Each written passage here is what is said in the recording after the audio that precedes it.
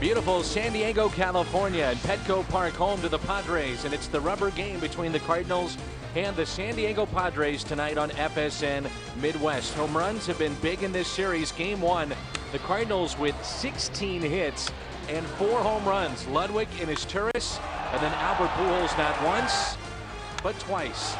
Last night, midway through the game, Cardinals with a 2-0 lead, but a hanging slider from Joel Pinheiro.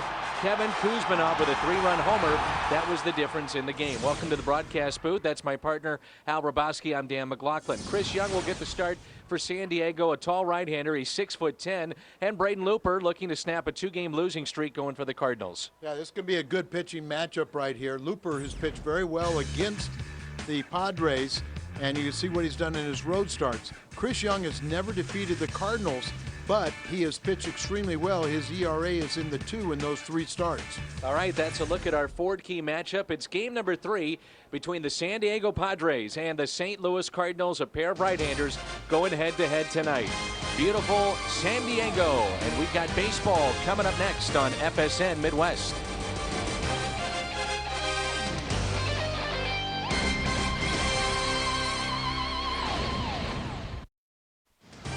Cardinals baseball on FSN Midwest is brought to you by Michelob Ultra. Live life to the ultra by Auto Tire. The lowest prices in town with 26 locations to serve you. You want to go to Auto Tire, the tire pros. By Steak and Shake, famous for steak burgers. By Geico Direct, a 15-minute phone call could save you 15% or more on car insurance. And by Southwest Airlines. With Southwest Airlines, you're now free to be more productive. Visit southwest.com today.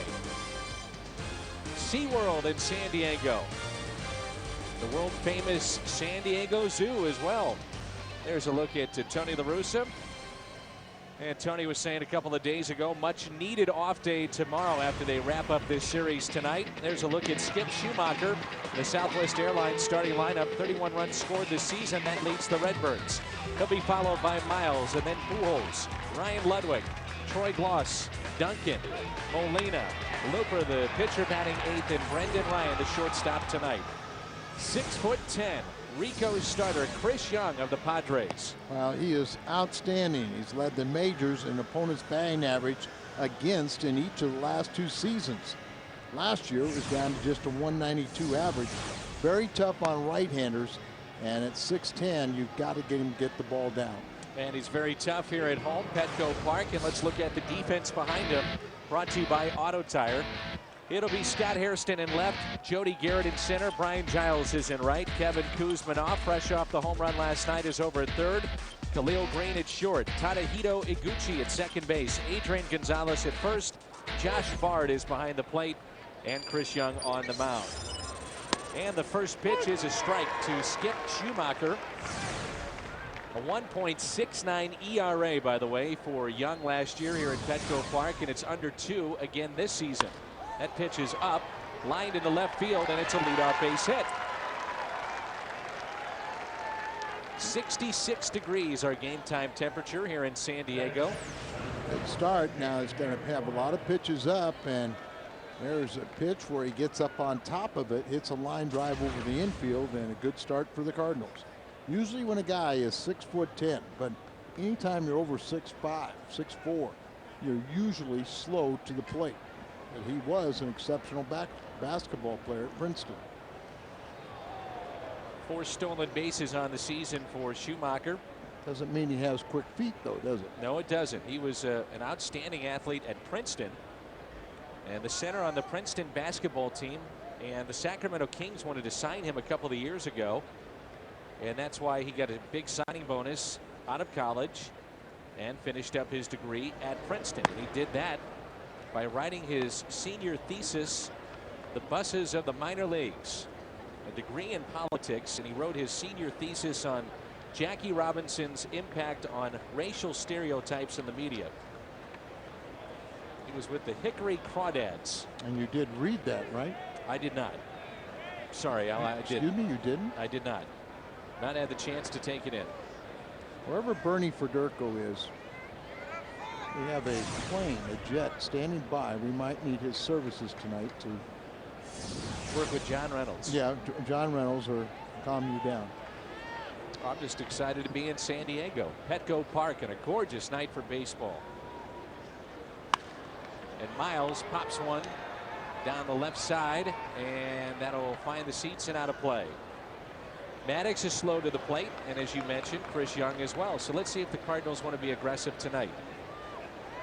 Michael Barrett has been on a rehab assignment, trying to come back from injury. So Bard has been seeing the bulk of the playing time behind home plate. And Bard was a big part of their success a year ago. Young catcher, switching catcher, but like so many of the Padres, off to a very slow start offensively. Quicker move that time. Schumacher back safely. His mom and dad are here tonight. A lot of the Cardinals have family and friends in town. Now we got to concentrate on this game, and then everyone enjoy the off day. Here's the 1-1 pitch to Miles. Lefties have actually had success against Young, and I know Tony La Russa thought about playing Adam Kennedy, but Kennedy has been in a little bit of a tailspin after a real good start in April. Well, and I think it gives Tony the opportunity to get 2 for 1 for his tourists and for Kennedy. And heck, the way Miles been swinging the bat, especially in the interleague games, you've got to get him in the lineup at some point. From this side of the plate, Aaron Miles is hitting .339, .270 from the right side. And here comes a 1-2 pitch. In there for a called third strike. Jim Reynolds is our home plate umpire. Brian Runge over at first. Tim Timmons at second base, and Gary Cedarstrom is over at third. And here is Albert Pujols. They boo him here at Petco Park. 3 for 9 in the series, couple of home runs and 3 runs scored. That's a visiting player's dream to be booed that way. Wasn't it our Geico quote from you the other night? Yes, that was a standing boo though. You like the standing boo? Always got one in Pennsylvania, New York. Cubs did a little different version of it. The pitch that's up to Albert Pujols. For being a big guy, Young doesn't really throw that hard. No, he doesn't throw hard, but you know, he has a very deceptive motion. The ball just jumps upon you. Of course, if you're standing in the batter's box and you've got a pitcher 6'10", strides out, he looks like he about touches you when he releases the ball. He has won his last 2 decisions and 3 of his last 4. That accounts for half of the Padres' 6 most recent wins. He'll throw the fastball to both sides of the plate, a slider to the righties, and a curveball to the lefties. He's been stingy here at home, 2-1 with a 1.75 ERA here at Petco. A couple years ago, remember, he went 25 road starts without losing. Stretched over a couple of seasons. 2-0, the count on Albert Pujols. He could throw over to first, but Schumacher, you wouldn't figure, is going anywhere with Pujols up. He might get the count a little bit, and Chris Young has contained Albert. The 2-0 pitch. Foul ball. The guy that's had success in this lineup for the Cardinals is Molina. He is 3 for 7 with a walk against Young, and we just saw that Pujols 1 for 7 with a strikeout against Chris Young. Not a lot of at-bats for anybody against this big guy, so that always works in the pitcher's favor. A 2-1 pitch to Albert Pujols. 3-1. Young came over along with Adrian Gonzalez from Texas. Akinori, Otsuka, and Adam Eaton went from the Padres to Texas. Yeah, this may be a situation where you'd start the runner on with a contact hitter like Albert on a 3-1 pitch. There he goes, and the 3-1 is grounded towards third. They start the runner, avoid the double play. And it's up to Ludwig as Schumacher is in scoring position. Ludwig, of course, one of the hottest bats right now in the major leagues. Start that runner so you avoid the double play, and also because Ryan and his success coming up. He is 8th in the majors with 26 extra base hits. He's hitting .341 on the season. His slugging percentage is .754. And that would rank among the league leaders, but he's 2 plate appearances shy of qualifying for those leaderboards. Getting closer, though. Just 2 plate appearances away. So 2 outs and a runner at second base. You and I were watching batting practice and talking about how the ball is just jumping off his bat right now. He takes that vicious cut, and it really was jumping off his bat in BP. Well, that's why we noticed his skills a year ago, because he doesn't get cheated. Ludwig pops it up on the infield. Iguchi, the second baseman, has it for the 3rd and final out. Looper takes to the mound, and we come back as the Cardinals strand a runner.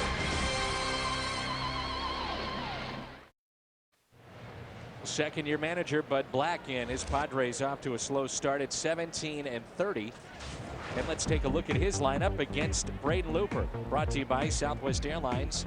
We'll highlight Brian Giles' last 6 games, 14 for 23 with 3 RBIs. And he is in the 3 spot in this lineup for the Padres. Here's Jody Garrett, the center fielder, hitting 186. And the first pitch, a strike from our Rico starter. That's Braden Looper. I need to get him back in the win column. Got off to a good start this year. He's lost his last 2 starts, but he's very good against the Padres. Tails back in and just missed. He was 2-0. 2 starts against the Padres last season. 3-3 lifetime with a 2.58 ERA against San Diego. 1-2 the count. As you mentioned, he's lost his last 2 decisions after winning 5 of his first 6. He got off to that great start. And one thing he has really done, though, remember last year in his 12 wins, his ERA was under 2. There's a 1-2 pitch into center field. And in his 12 losses, his ERA was over 9. He's really learned how to manage a game when he doesn't have his good stuff and keep his team in it. The defense as we go around the horn. Chris Duncan in left, Skip Schumacher in center, Ryan Ludwig is in right. Troy Gloss and Brendan Ryan on the left side of the infield. Aaron Miles, Albert Pujols on the right side. Yadier Molina is behind the plate. There are the numbers for Looper against San Diego. So 1-2 mistake, and now it's the second man in the lineup, Tadahito Iguchi. It was also about this time last year where Looper ran into a little bit of a dead arm period, but second season now as a starter, and you hope that that's corrected. Yeah, I'm sure it is. And he had a remarkable year for nearly 600 appearances as a reliever before he made his first start. So he knew a year ago, September, that he was going to be in that rotation, or at least going to go to spring training last year as a project. And this year, he knew he was going to be in the rotation, really wants to stay in the rotation. They pitch out, a throw down to first, and safe. Almost got Garrett. That was a close play at first base. Well, not saying that Garrett is an excellent base stealer, but he might have noticed something. Good base stealers know when it's going to be a pitch out. I think he's and out. See that tag. Well, the hand got back to the bag, but he paid for it as Albert's wrist and forearm plunks him in the face. 2-1. But a pitcher will alter his motion a little bit and ease everything up when he throws a pitch out. And good base stealers they can detect that. And he acted as if he was one because he stopped. 2-1 pitch from Looper. 2-2. Mentioned that coming into the series, outside of Giles, there was nobody that was hitting. Collectively, this group, in the 4 games prior to game 1 of the series, they were hitting 150 outside of Giles. On the season, they're one of the league's worst offensively. And even with their victory yesterday, they lost a point on their team batting average, down to 234. And it was just 1 mistake by Pinheiro as far as 1 pitch is concerned, but in the inning he walked 2 that came around to score. And the mistakes were the 2 walks. And it was with 2 outs and just a hanging breaking ball when he could ill afford it. Check on Garrett over at first. Just underway here in San Diego. Braden Looper, every start important for him as he's a free agent to be, and he wants to continue to be a starter the remainder of his career. Just having the wherewithal to be anything as on a mound. This could be two. A flip to Ryan on the first double play. 4-6-3 started by Aaron Miles, then Ryan, and over to Pujols.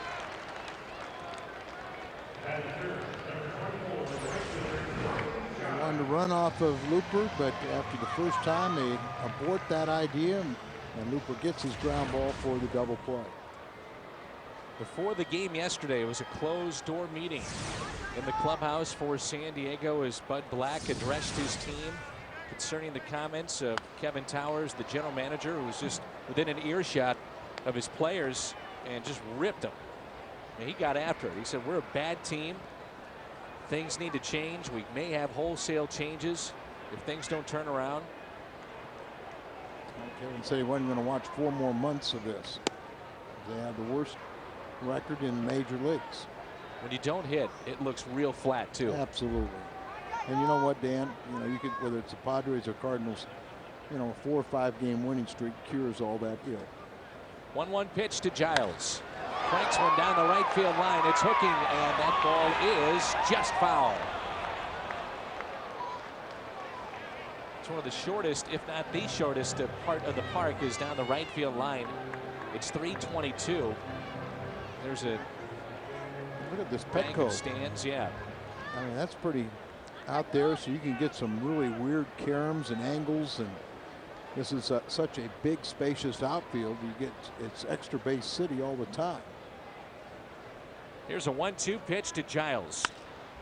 Hits it the other way. That's slicing and foul. Okay, how you get a defensive man? Yeah, he pulls one to the right side, slaps one the other way.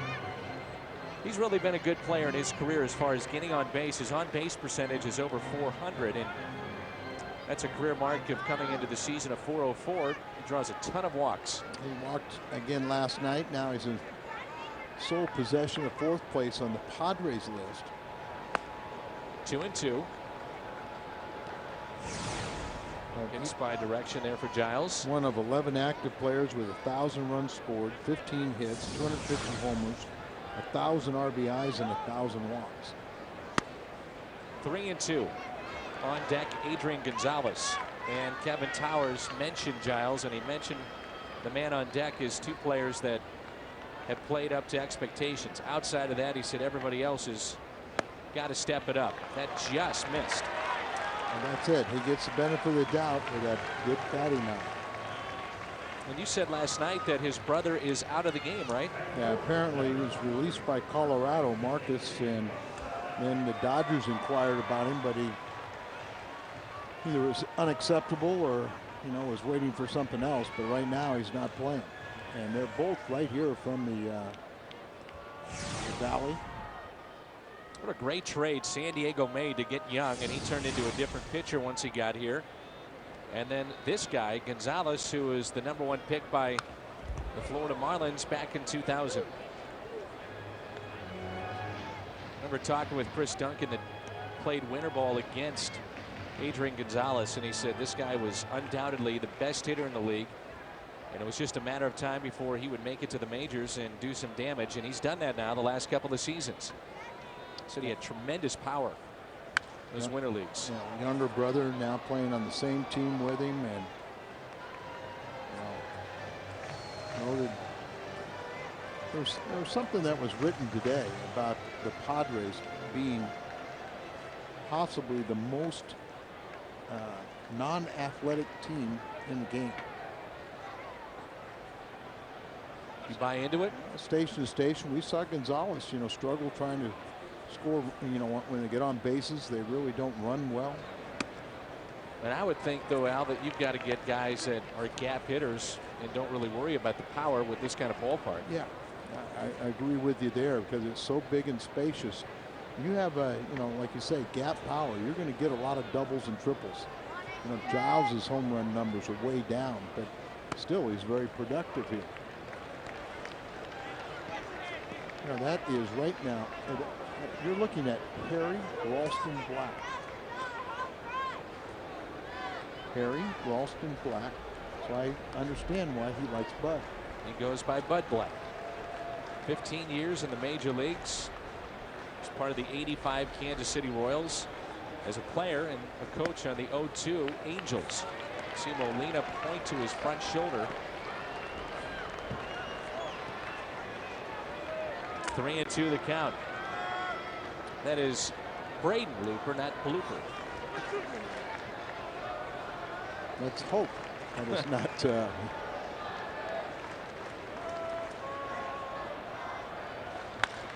That is well hit, deep right field. At the track, it's at the wall, and it's gone. A no-doubter off the bat of Gonzalez. A two-run homer. We talked about the importance of home runs in this series.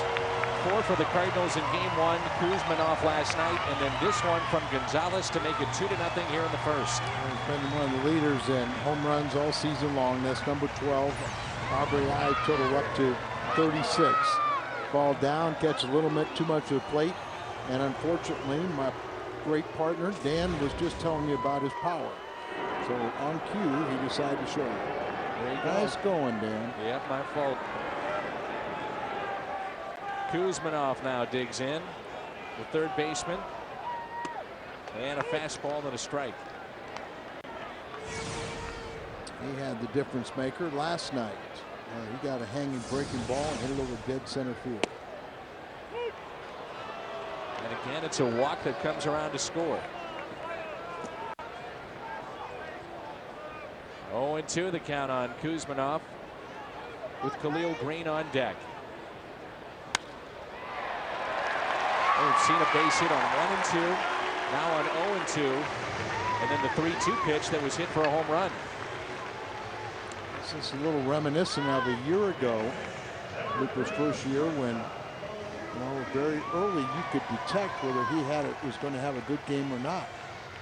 But this year he's been much better when he doesn't have his good stuff of holding down the opposition and at least making the game respectable. His last start was a good example. He only allowed 3 runs on 10 hits. So walk and 3 base hits in this inning, turning into a long first inning. 27 pitches so far for Looper. Green's starting to heat it up. He's starting to come alive too. He's too good of a player not to.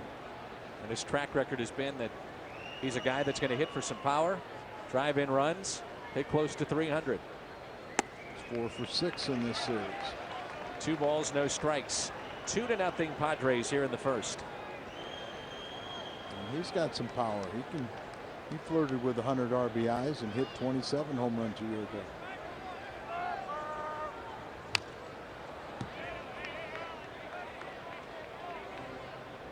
Cardinals with a much needed off day tomorrow.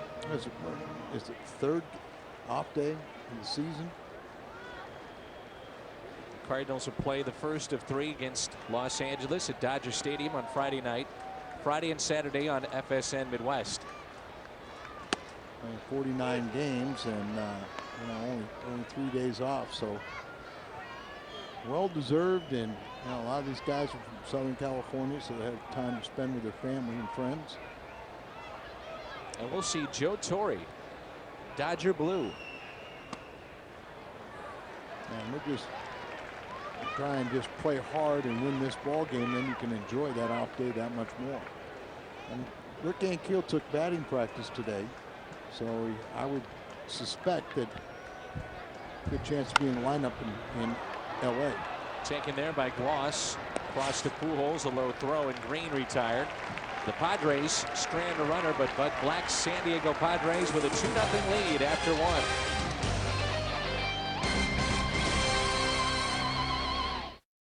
Friday night, going to look around the major leagues. It's the FSN Baseball Report, covering every team all season long. Highlights, interviews, and analysis you won't get anywhere else. It's the Baseball Report, Friday at 8, only here on FSN. SeaWorld. You been out there? Yes, I have. A lot of fun. Oh, absolutely. It was nice today. It was sunny out weather-wise. We had overcast skies yesterday, but not today. In the morning it was, but not in the afternoon. A little cooler. As they've had tremendous heat. already here in Southern California. So everybody's kind of liking the jacket weather. Up and in to Gloss. Cardinal third baseman. Average up to 275 with a couple of home runs and 29 RBIs.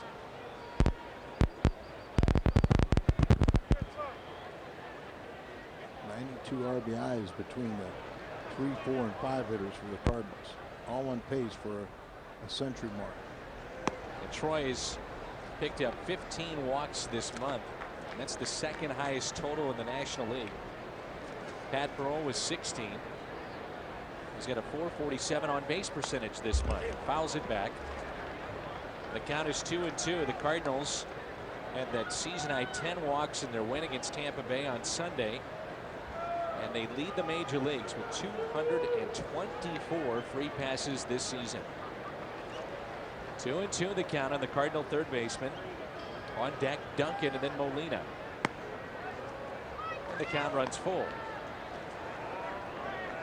Chance to see Greg Maddux last night and his walk that he allowed. The only walk that he gave up came around to score. This is popped up. Foul territory. Gonzalez calling for it, and he's got it.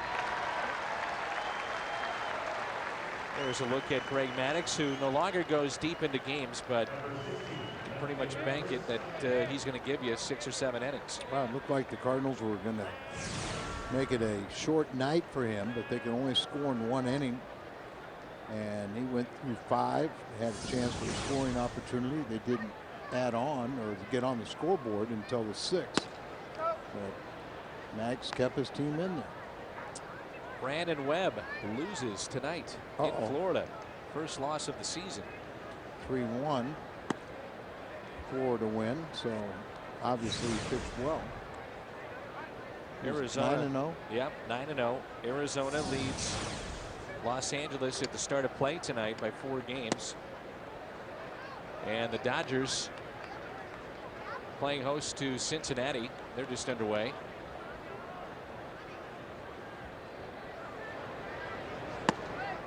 And there's a walk to Duncan. So first walk issued by Young. It's a block outside the ballpark beyond the center field wall. Here at Petco Park in San Diego. Here's Molina. We talked about his good numbers against this pitcher. The best in this lineup.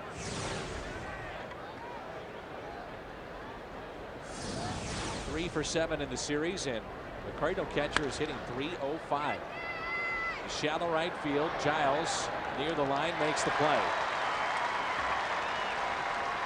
2 outs, and it brings in Braden Looper. He's off to a very good start at the plate. 7 for 16 is Looper. Not that .438 average, huh? Keep on seeing Wainwright get the pitch hitting duties, and then everybody forgets about Looper leading all pitchers in batting average. .438 is his average. No home runs, 2 RBIs.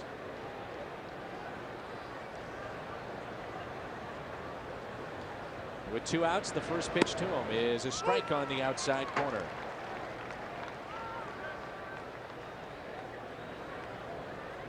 Brandon Webb with 9 wins. Volquez with 7 for Cincinnati, and he also leads in the earned run average department. 1.33 for the Reds. The Cardinals this weekend will see Derek Lowe on Friday night, Brad Penny on Saturday, and then Chad Billingsley on Sunday afternoon. Chris Young and then Volquez, the same, the young man from Cincinnati, both came from Texas. It's a deal that has worked out, though, for both teams because Texas got Josh Hamilton, and he's been arguably the best player in the American League. Yeah. I think he's 3rd in batting, but he leads in RBIs. Doing a lot of good things. Such Hamilton. A great story, too. Yeah. But one time you would, I always said don't ever trade a pitcher for a position play. The 1-2 pitch. And a strikeout of Looper. Strikeout number 2 for Young. Inning and a half in the books. 2-0 San Diego. Sunday, it's the groundbreaking, Emmy award-winning show that combines sports and science. And this week on Sports Science, how does a screaming crowd affect a free throw shooter's heart rate? Can a single blade of grass ruin a golfer's swing? We study the external forces that can make an athlete spin out of control. It's Sports Science. They'll go out of control Sunday at 9, only on FSN. Here is Scott Hairston, the left fielder. 7, 8, and 9 in the lineup. Hairston, Josh Bard, the catcher, and then the pitcher, Chris Young, who's hitting .071. Let's see if Looper can have an easy inning. Settle in. 2-run homer by Adrian Gonzalez. The difference so far early on in this game. Hairston is 1 for 5 this series with a double. 1 ball, 1 strike. Cardinals have seen young pitching come through. First month and a half of this regular season, Kyle McClellan, Chris Perez seems to have electric stuff. Parisi coming on, Ludwig, and he won't get there. A little blue pit.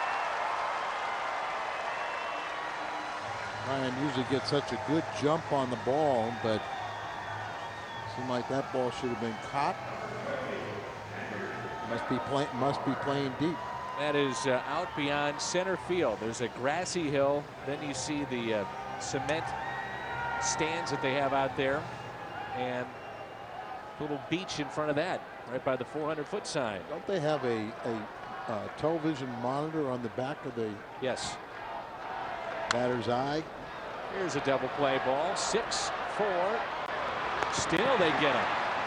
As Miles had a little trouble getting it out of the glove, but the Cardinals turned their second double play tonight. On Friday, May 30th, the Cardinals will play the Pirates. 25,000 fans, ages 16 and up, receive a Cardinals themed license plate frame. It's courtesy of Jack in the Box, and the number to call for tickets is 345-9000 or visit STLCardinals.com. Dan, what are you doing on the off day? We'll golf tomorrow, I think, Al. And you? I'm going to drive up to Santa Barbara, see Andy and Kim Bush and their family. And you've known him since you were playing, right? Oh, he was like a teenager when I was playing. Gussie's youngest son.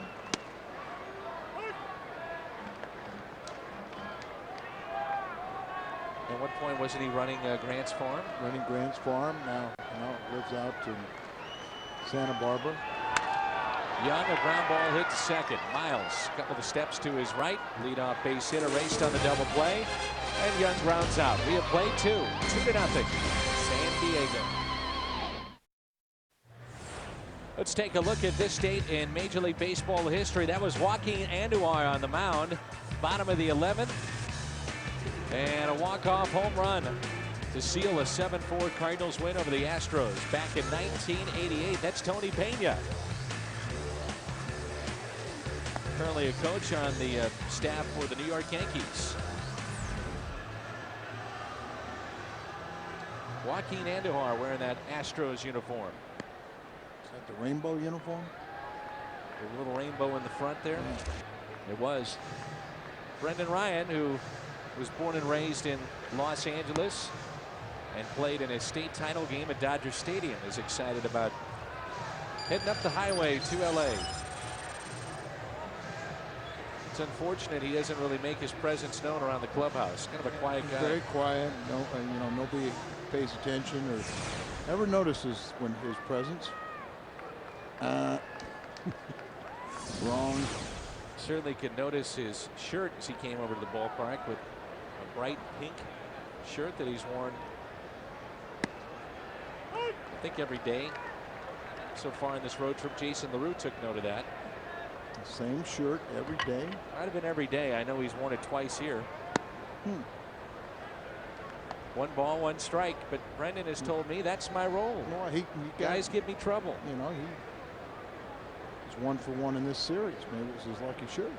The 1-1 pitch. Pulled to short. Khalil Green gets Ryan by a step for the first out here in the top of the 3rd. So that's the first time through this lineup, and Only one base hit. That was the first man that Young saw, Skip Schumacher, and he'll face him right now. A base hit to left field. He did walk Chris Duncan first time through. Cardinals head to Dodger Stadium on Friday night. Andrew Jones is uncertain as to whether or not he will have knee surgery after signing that big contract, 2-year deal, coming over from Atlanta, but he's been off to a terrible start. Batting 167, I think. And did say his knee was feeling a little better, and he will make that decision by Friday. The players had greetings on their jumbotron for Mother's Day, and when he popped up there, they booed him. Saying a greeting to his mother. They booed it. That's tough, isn't it? Yes, it is. That's Philadelphia-like. It really is. But you get that big money, it comes with a little higher expectations. The 2-1 pitch. Schumacher hits it out of play, 2-2. And there's some speculation that Fucal is eligible to come off the disabled list today. But the thought is they'll probably hold him back, work him out today, hold him back on the off day, and look for him to be in the lineup in our series. There's an article locally here that mentioned Gary Bennett, the former Cardinal backup, who has had all kinds of problems throwing the baseball back to the pitcher, like a Mackey Sasser problem, to where he can throw it to second, gun it down to first, but when it comes to just throwing it back to the pitcher, he can't do it. It's the identical swing, pitch, and base hit that Schumacher picked up back in the first. He's 2 for 2. Tonight's broadcast is on AFN, the American Forces Network, broadcasting to the U.S. Armed Forces, serving in 177 countries and aboard ships at sea. And they're watching around the world in Iraq, Germany, Italy, Southwest Asia, South Korea, and Japan. Welcome, and thank you for all that you do. Absolutely. You're the best.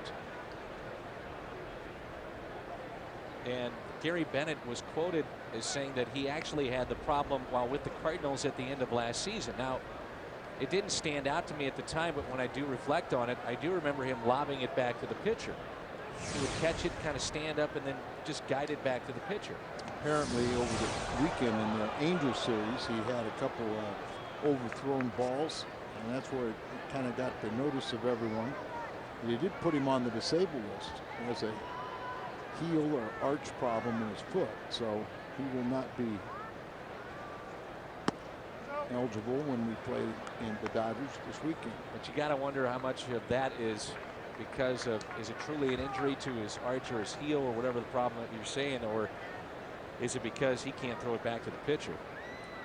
He even met with a sports psychologist in the offseason to try to get over the hump mentally. But we saw that with Steve Sachs at second base. He couldn't do it, couldn't throw it over to first. Obviously, the well-known story of Ricky Ankiel. 2 balls and no strikes.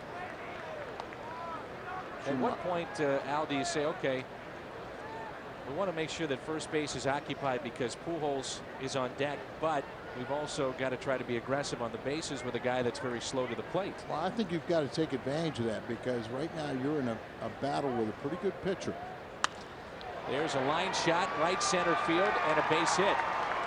So first and second, 1 out for Albert Pujols.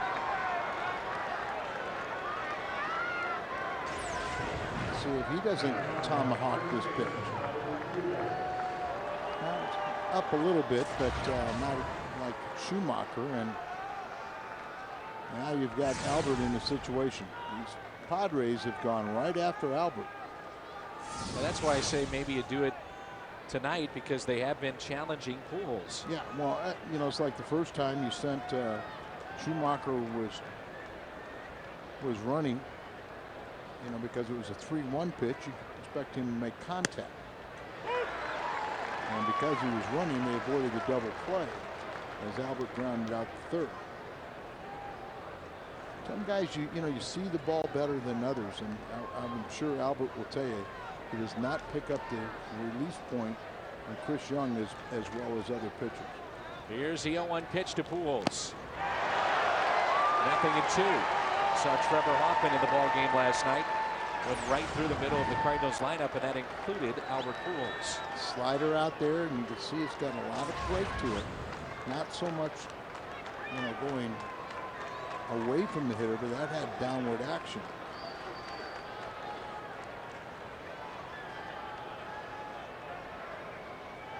Oh, 2 pitch to Albert. Fouled back. It's 89-mile-an-hour fastball, but upstairs like that, it's in the eyesight of a hitter, so he's tempted to swing, but it's up above the strike zone, producing either a pop-up or a swing and miss. Some of the folks in San Diego asking us about Albert Pujols in the Hall of Fame. Well, he was the fastest to 1,000 career hits and 200 home runs in Major League history.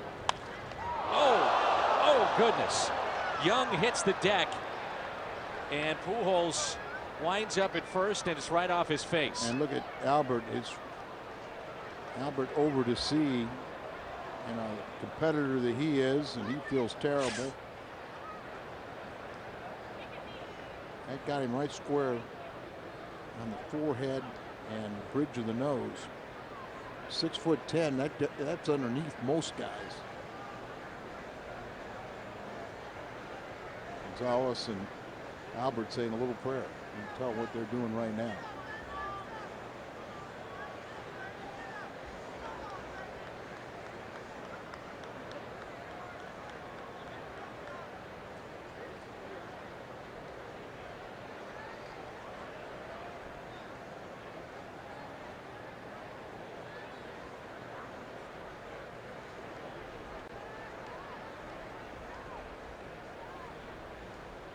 And we have elected not to show the replay. It is a gruesome replay, and let's just hope that Young is going to be all right. The good thing is he popped pretty much right up. He never lost consciousness. So, he seems to be alert sitting there.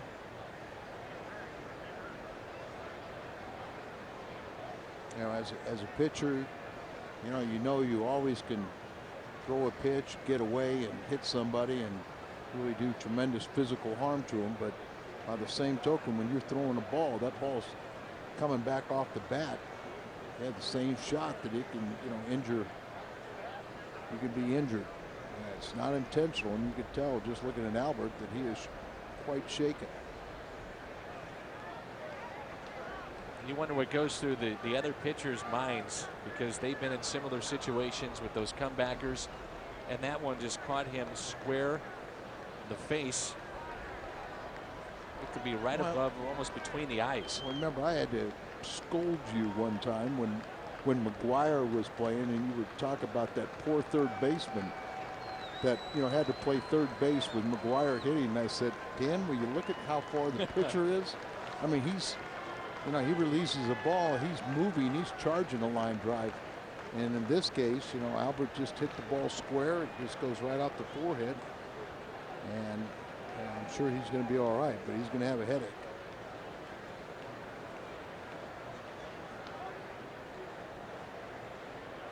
The medical staff is out there. A paramedic is out there as well.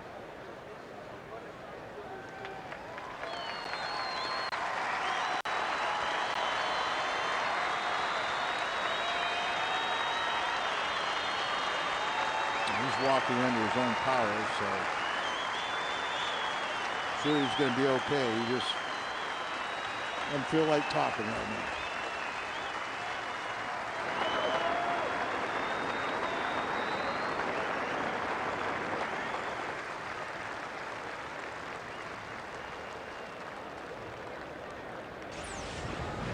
Show you this replay because you won't see it as up close and tight, but there it is.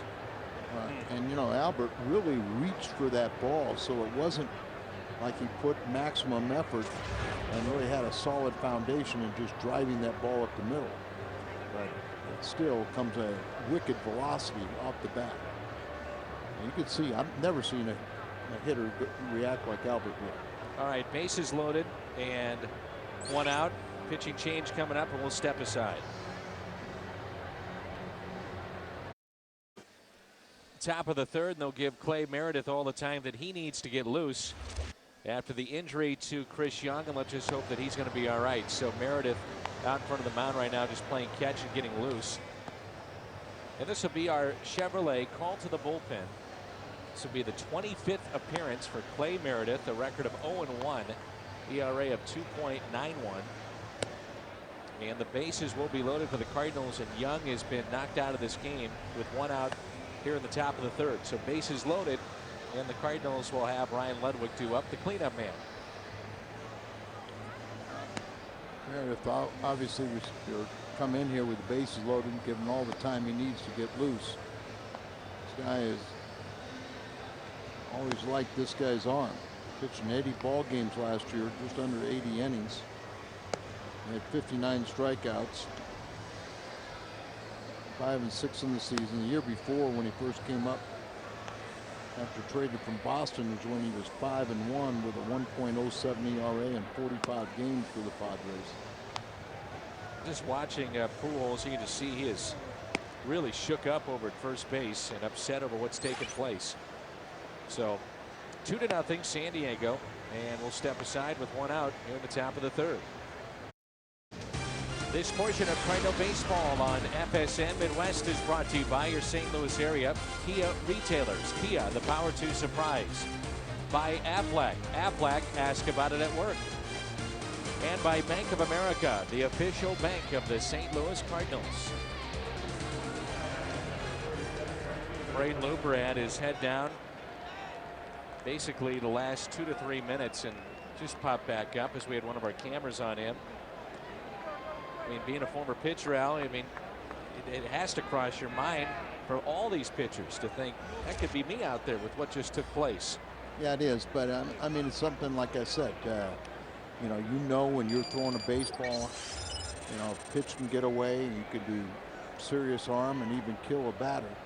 But by the same token, it's, you know, that's part of the game because that hitter could do the same to you. And Ludwig looks at his strike on the outside corner. So you don't dwell on things and you just kind of go out there and say, I'm an athlete, I have quick enough reflexes, I can take care of myself. But you also learn as a pitcher, you throw the ball in certain areas, they don't hit it back up the middle. This is chopped off the plate and only play to go to first. They just get Ludwig by a step. And a run will score, and it's 2-1. RBI number 33 for Ludwig. Schumacher scores, and just the high chopper, so they really had no play at the plate, only plays at first base. Might have had a double play, either first to home, but you saw Kuzminoff thought about going home, but then said it was too risky. You have to make sure you get him out.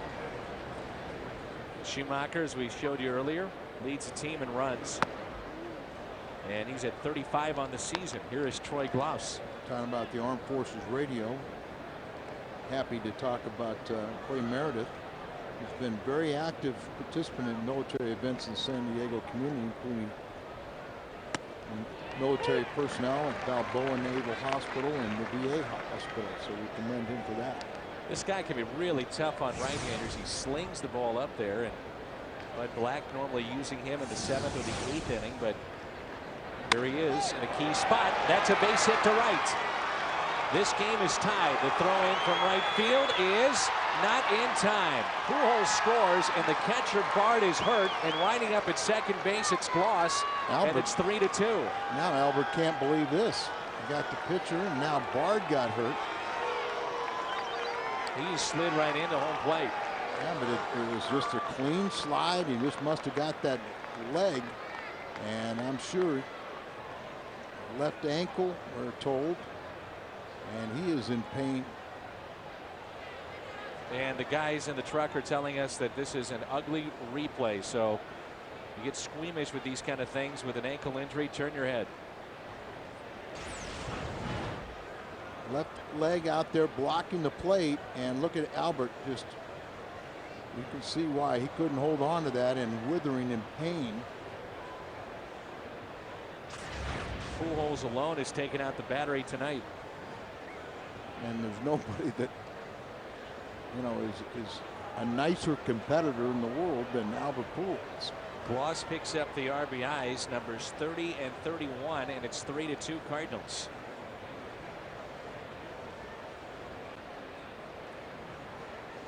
Had that left leg out there blocking the plate, and he just slid right into it, and you saw that that ankle isn't designed to turn that much.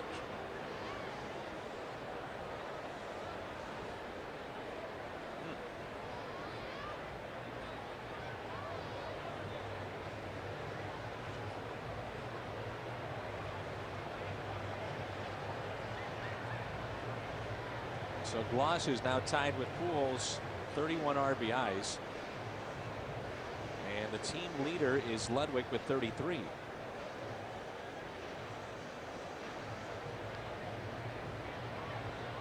Guys are all stunned, and they're just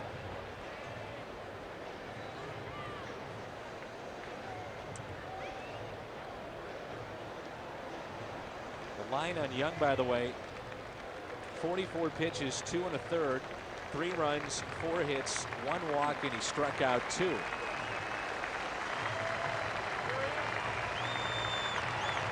mean, both the plays are clean. And that's the thing. I mean, he hit the ball, and it was one of those odd plays right back at Young. And then this one is just a slide at home plate. Yeah, Nothing you can do about it. You can't do anything about it.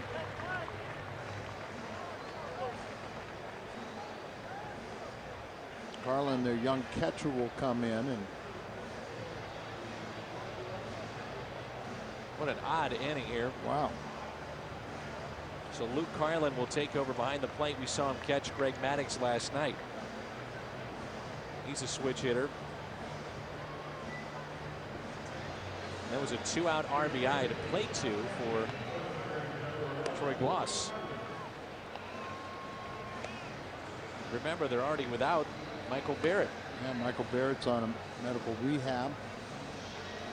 He could get a call. They have a young prospect in their minor league system that's a catcher, but Black was just hoping Carlin could do the job until Michael Barrett got here and healthy. For a long time, they had Phil Nevin, who could be their emergency catcher or backup catcher, and I'm not sure who their emergency catcher would be. Have to look to their bench. So here is Duncan now. McNulty looks like a catcher. I was just about to say that. 3-2 Cardinals with 3 runs here in the top of the 3rd, 5 hits. And Duncan will dig in. He walked his first time up.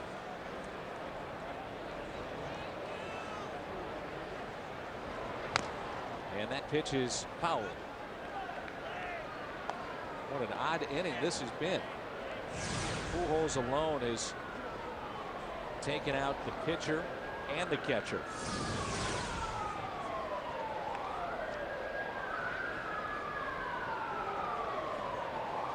You mentioned that Meredith, dropping down where he does, he's very tough on right-handers. A lot of times a submariner has a very disadvantage to the left-handed bats because they see the release point. And certainly it can't be easy for Meredith to come into this ball game. No point in time when you think he'd be entering in the 3rd, and then have no warm-ups with the exception of trying to warm up on the field, not in the bullpen. The 1-1 pitch, 2-1. As he's a bullpenner and a submariner, they get ready relatively quickly, but you feel like the whole world is watching this. All action stops, and everybody's going, come on, come on. See what lefties have done near 300 and under 220 against the righties. That misses way inside, and it's 3 balls and a strike. And Bud Black is thinking, what else can possibly go wrong this season? 17-30 with a team that was supposed to contend in the West. Duncan pulls one foul, and the count is full. On deck, Yadier Molina, if Chris can extend the inning. Cardinals with their first lead of the night. It's 3-2. For a few years ago in that championship season of '06, it was Meredith who gave up a home run to Albert Pujols in the final week of the regular season into the upper deck at Busch. The Big Mac Land. A game that Cardinals won, and it snapped a long losing streak. Really a must-win situation. First and second now for Molina. The out-of-here fly to right his first time up. Chris Young will get the first man he saw in this inning. That was Brendan Ryan. 3 consecutive singles that knocked out Young after the line drive back at him. Little chopper by Ludwig that scored a run. Base hit by Troy Gloss. That scored 2. Just yesterday, they had to put Jake Peavy, their ace, on the disabled list. Now you potentially lose Chris Young, your number 2 starter, and your number 1 catcher. We talked about wholesale changes that may come a different way than. Molina slowly towards the pitcher, and Meredith puts it away. Cardinals strand 2. They pick up 3. Their first lead of the night. It's 3-2. Let's take a look at our Aflac trivia question. Who holds the Cardinals record for the most steals in a game? Vince Coleman, Willie McGee, Lou Brock would be the obvious choice. Lonnie Smith skates back in 1982. The thing, it'd be hard for Lou to do it because Lou rarely ever stole third base. Always felt he could score from second base on any kind of base hit, so he didn't need to run the risk or take the chance. What's going through Albert's mind right now?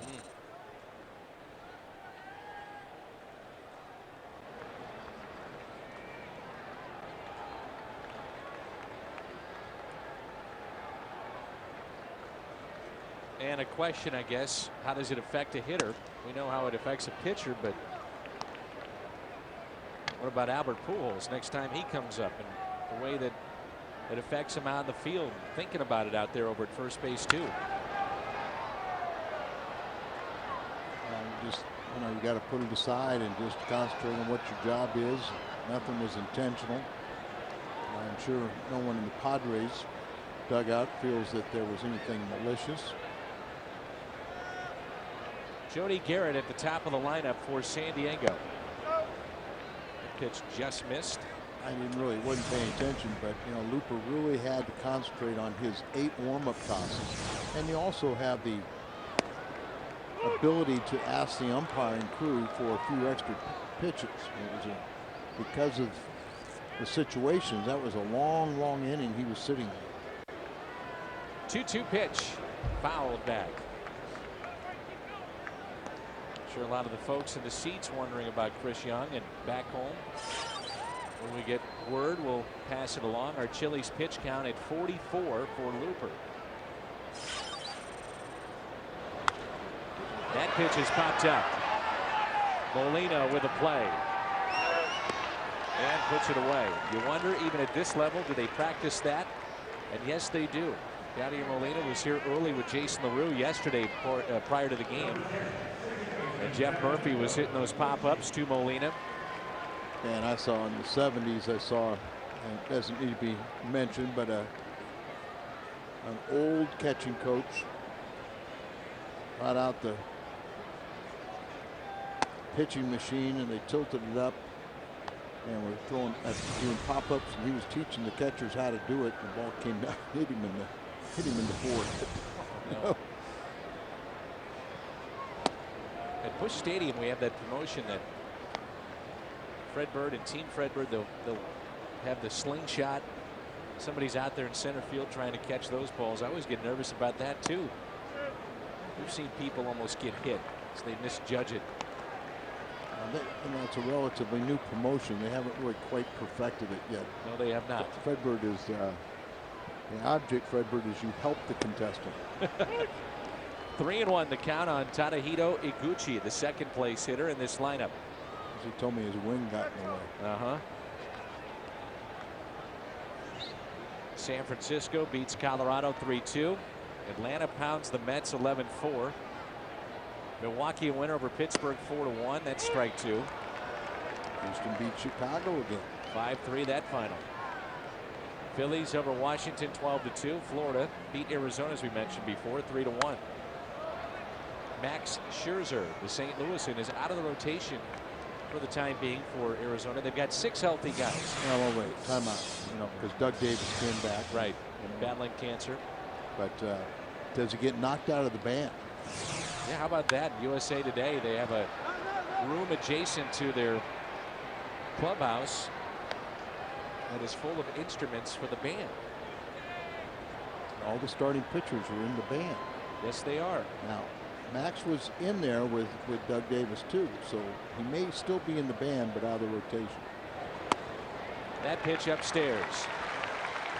And walk number 2 on the night by Looper. Visit the official online shop of the Cardinals at stocardinals.com, and you can browse the largest selection of authentic team gear, including clubhouse caps, t-shirts, jerseys, and more. Get your Cardinals gear straight from the source. Shop stocardinals.com and shop today. Here's Giles with a runner at first. Base hit to right. Oguchi stops at second. It's first and second now, and 1 out. And already Gonzalez has homered in this ball game, and he'll come up and a chance to do some damage. He's loading up on that backside. Hand stayed back and pitch right in his wheelhouse. And Albert holding the runner on at first base. It goes right on through into right field. Cardinals have turned 2 double plays tonight. Cooper's allowed 5 hits and he's walked 2. He's had base runners all over the place. Those double plays have been helpful. With his sinker and good movement, he can get those ground balls. For Gonzalez, it was his 12th home run of the season. RBIs number 35 and 36. The cleanup spot in the order for Bud Black. Runners at first and second. 1 out. Padres half of the third. Fought off and fouled back. The first overall pick. Gonzalez back in 2000. The reason why? Power. He's got it. Back in the first, a 2-run homer. 430 feet. And just that pretty left-handed swing. Looper this year has had more success against left-handed batters than righties. Remember, he had all kinds of problems with lefties last year. It was, really ran him out of New York, and he was a closer for them because he couldn't retire left-handed batters. But he had a bad shoulder then. He just couldn't execute and finish off a pitch. It's gotten better every year, and I think Dave Duncan has helped him a lot with the slider, the cutter coming in on the lefties to neutralize them. Good sinking action. And a strikeout. Big one right there. And there's his split finger pitch. He uses that for the strikeout. Here's our Hardy's hot pitch of the game, Al. Yeah, outstanding as he throws a splitter and watch the bottom fall out and gets his first strikeout. So with 2 outs, 2 on, the batter will be Kevin Kuzminoff. As you look after Gonzalez, Al, you've got Kuzminoff, only 4 home runs, hitting .269, Green .228, Hairston .220, Bard, when he was in there, just over 200 at .202, and then the pitcher. A lot of outs right now in this lineup. Yeah, and Kuzminoff, his home run last night was measured at .428. I think Gonzalez's tonight was .430. I still will not buy Albert's .450 from the first one. .405. That's pulled foul. .405. Yeah. Even more of a joke. Strike 1 on Kuzminoff. A lot of pressure on him at the beginning of last season because of the man that he was dealt for, Barfield. Barfield was coming off a good year, and some fans didn't understand the deal.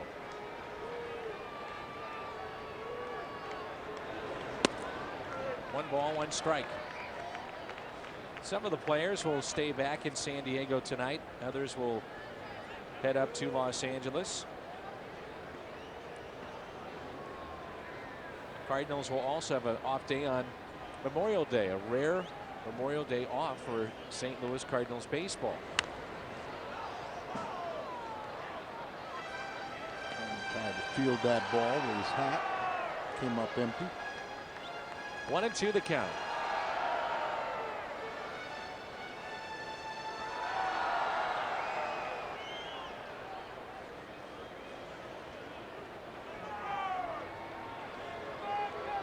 Tony La Russa closing in on 2,000 games managed with the Cardinals.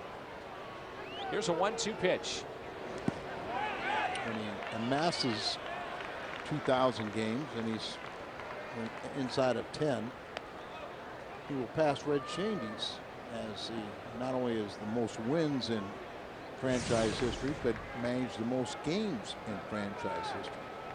Red ended up with 1,999. Recently went over 2,400 wins in his Hall of Fame career. The 2-2. Another foul ball. Looper's pitch count already up at 63, and we're only in the third. Figure all hands on deck though with the off day tomorrow. Oh sure. And probably some guys need to work.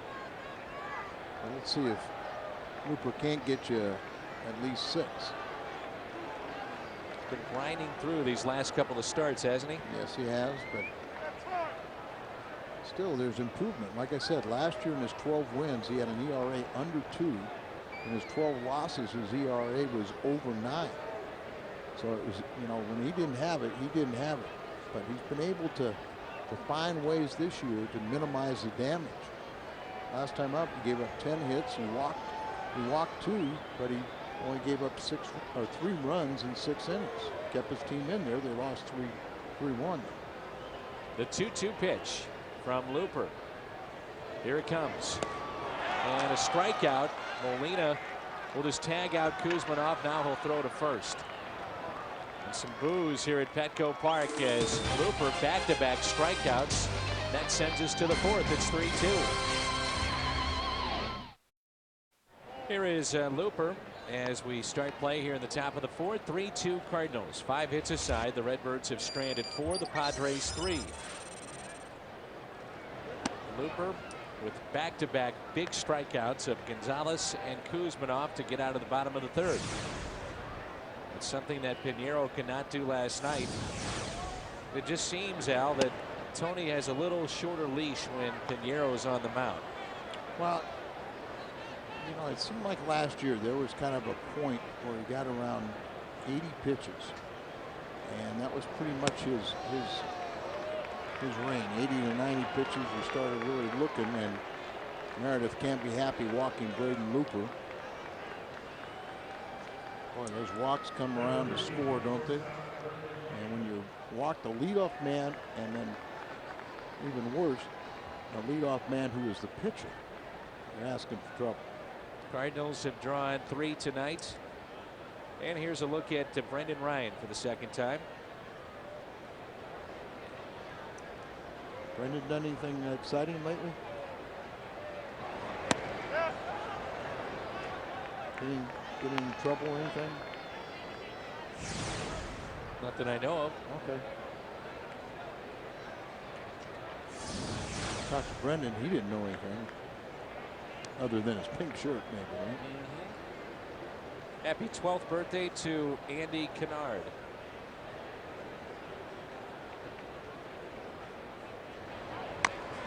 That is back to Meredith, who bobbles it. And he'll go to first and get the sure out. Looper stops at 2nd. This week on Cardinals Live, the pregame show, we have debuted a new segment that features Rick Horton's Tales from the 80s. And coming up on Friday, he'll tell us where he was when one of the most famous home runs in baseball history was hit. Kirk Gibson's World Series winner in 1988. Of course, Ricky was part of the Dodgers team that beat Tony La Russa's Oakland A's. Yeah, I'm sure Tony would like to tell his thoughts of that home run, but The FCC may not allow it.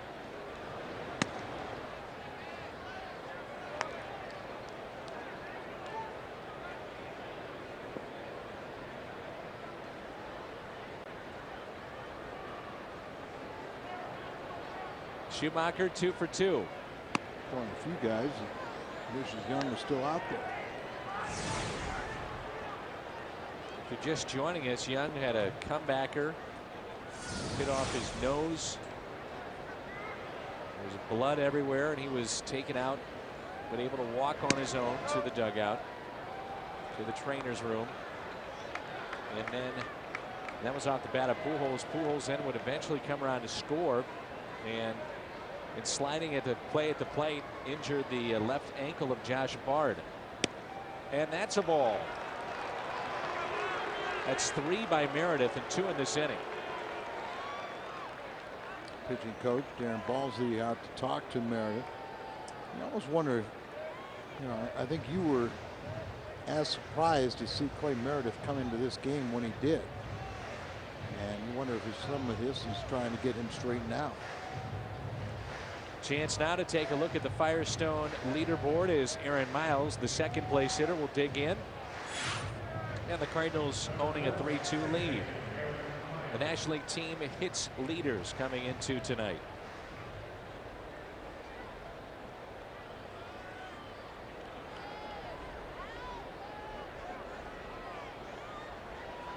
Meredith has not displayed any control problems prior to tonight. 21 2/3 innings, and he only walked 3, and one of those were intentional. A low outside strike to Miles. His mom and dad are here tonight. Been with us on this trip.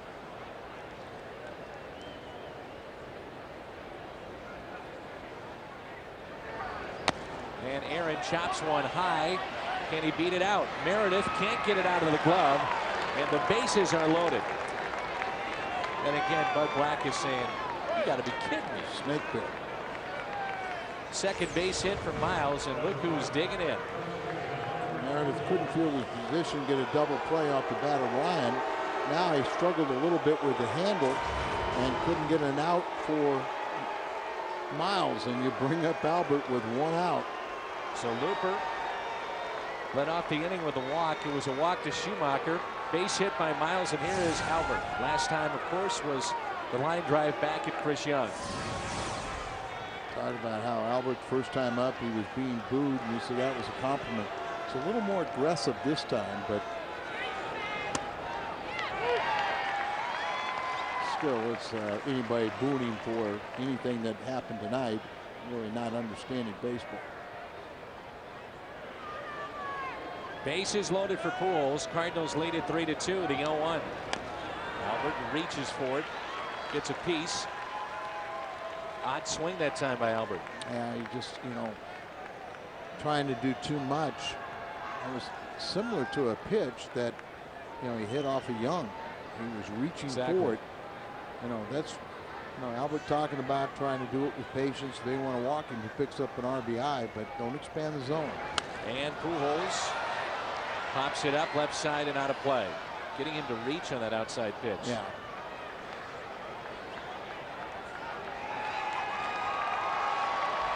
He's just so used to seeing Albert, and she's excited. But seeing him just with that solid foundation, the hands back, only swinging at strikes and doing damage.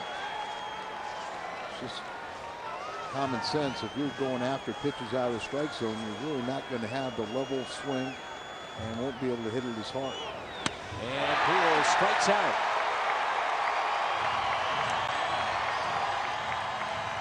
Let's go pitch by pitch here. Meredith to Pujols. Brought to you by Chevrolet. Yeah, watch, he goes out there and gets a strike, gets ahead of him. Then he starts getting to chase the slider down and away. And then another slider, which is way out in front. And then the fastball inside, running in on him. He's looking away, but I think his mind's a bit distracted on top of it. Yep, I do too. Ludwig on the first pitch down the right field line. Giles a long way to go. Good effort, but a foul ball. Ludwig tonight picked up an RBI, the first of the night for the Cardinals, and his 33rd of the season back in the third. And he's also popped out to second. As a manager, what do you do with a guy like Albert Pujols after something like that has taken place? If you feel that you need to say something, it's just going to be something just so simple as, Albert, come on. You know you weren't trying to hurt anybody. Part of the game. Just go out there and be aggressive. Don't. If you get tentative, that's when you get hurt yourself. 1 ball, 1 strike. Albert's such a professional. I don't think you really need to say anything to him because his mind is wondering about Bard and Young.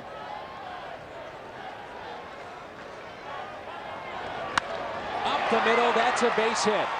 2 runs will score. Ludwig does it again, and the Cardinals have a 5-2 lead. The Redbirds with 4 of the 5 runs scoring with 2 outs. 3 RBIs for Ludwig, now at 35 on the season.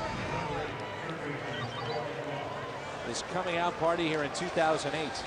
Fastball just sitting in the middle of the plate. He's a low ball hitter anyway, and just simplicity going up the middle with that pitch. And 3 RBIs. And it picks up Albert Pujols. There's Troy Glass. Preliminary on Chris Young, a laceration of the nose, and they've taken him to the hospital for further observation.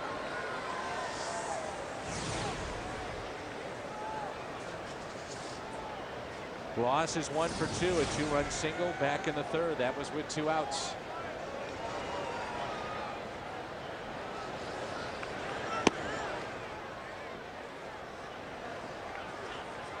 How about the season so far for Ryan Ludwig? He has got to be in consideration to be an all-star. I'm going to have to write him in, but as soon as he gets enough at-bats to qualify, and with this game, he's already got 3 in this one. Need 3.1 at-bats per game. There's a chopper, tough play, and a base hit into left, and it's now 6-2. Troy Glass isn't supplying the power, but he is delivering the RBIs. He's got 3 on the night.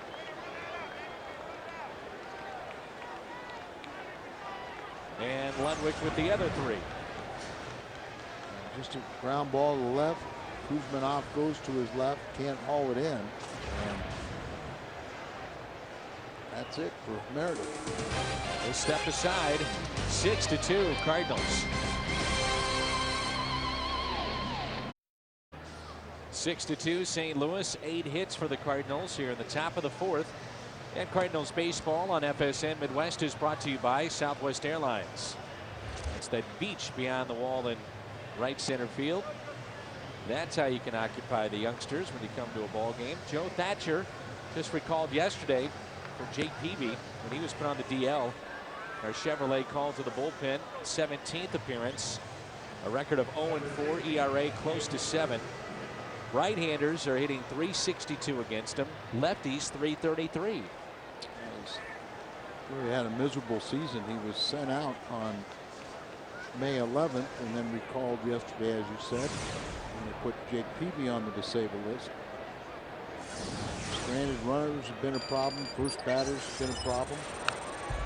Lefties, righties, and everywhere in between. Yeah, Duncan was right on that pitch as he walked the first 2 times. Kind of oftentimes a sign of someone who's going to break out is seeing the ball real well, accepting walks.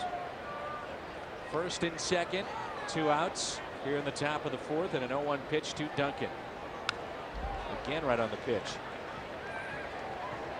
Thatcher was introduced to the crowd and he even got booed. And he hasn't even done anything wrong yet. Well, that 0-4 might have, some people have memories. Just tonight. Just tonight. This crowd is frustrated. Normally they're pretty laid back. Fouled back again. At the beach all day, right? Yeah. Soaking up the rays, a little tired. Frustrating year for a team that was predicted to contend in the West. Now it is early, but the losses are mounting. They're 17 and 30. Yeah, 12 games back before tonight.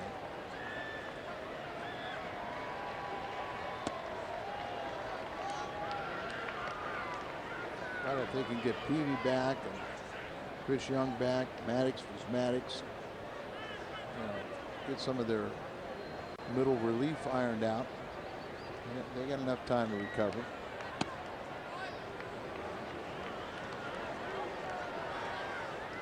Dodgers are going through a phase where it looks like Billingsley's the only guy that can win for them. But over the long haul of the season, that's just the way baseball is. 2004 was just a ridiculous year for the Cardinals, but remember how they started. That's a strikeout on the outside corner of Duncan. Cardinals add to their lead. It's 6-2.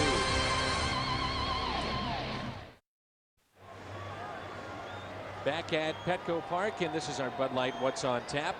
And it's a day off tomorrow, but Friday night on FSN Midwest. It's a late start, 9:40 first pitch, St. Louis time on Friday night. Wainwright and Derek Lowe.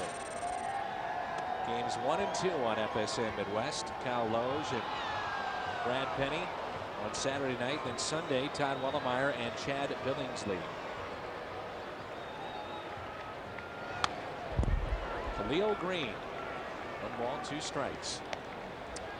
Year he had last year, 27 home runs, 97 RBIs, 44 doubles.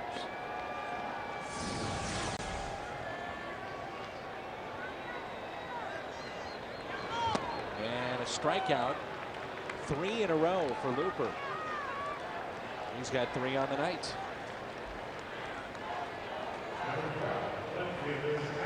And it brings in Scott Hairston. Some finals from the American League. How about Bartolo Colon back in the major leagues? He wins for Boston. Red Sox debut 6-3 over Kansas City. Oakland over Tampa Bay 3-1. Detroit a winner over Seattle 9-4. Yankees beat Baltimore 8-0.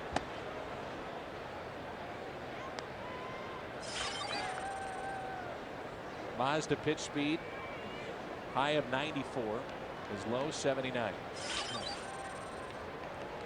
Fastball, and then he's got that splitter. In the air to right, that's going to drop for a base hit. Hairston thinking 2. His good speed, he winds up at second. He's 2 for 2. Single first time up, now the double. Just place that ball where Ludwig had an awful long run. And because of this big spacious ballpark, you'll see a lot of extra base hits. And just flares it. And right field.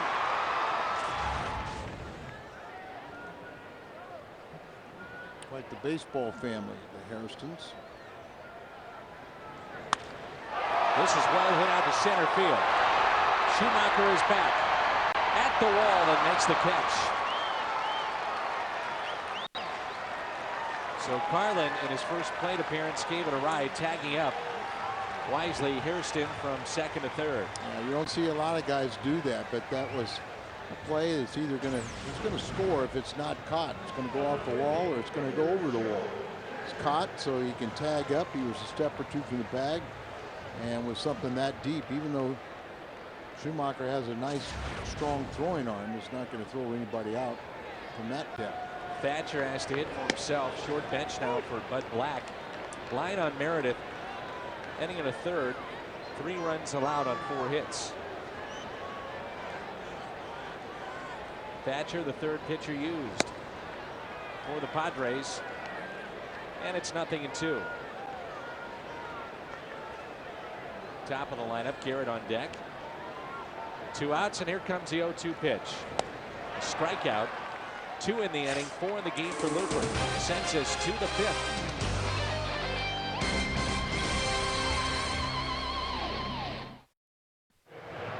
Top of 5, and it's 6-2 St. Louis. Cardinals with 8 hits on the night.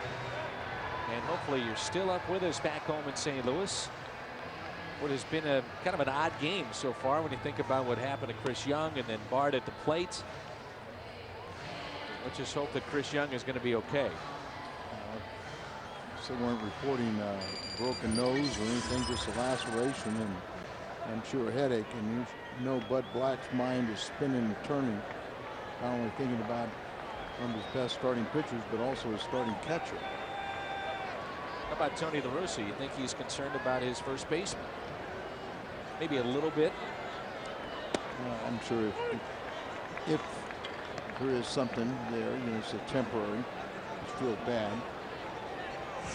Thatcher in his second inning of work recorded the strikeout of Duncan with 2 runners on.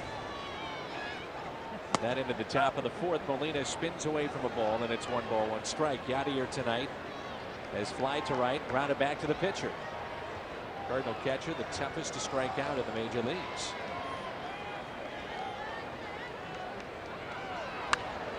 Lines that into the seats. Watch out. If you're going to build a team here in San Diego, how do you do it?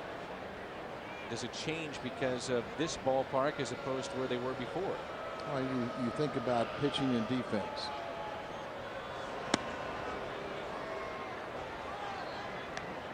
Better have some speed out there in the outfield to That's what I'm thinking. Track down balls in that spacious out.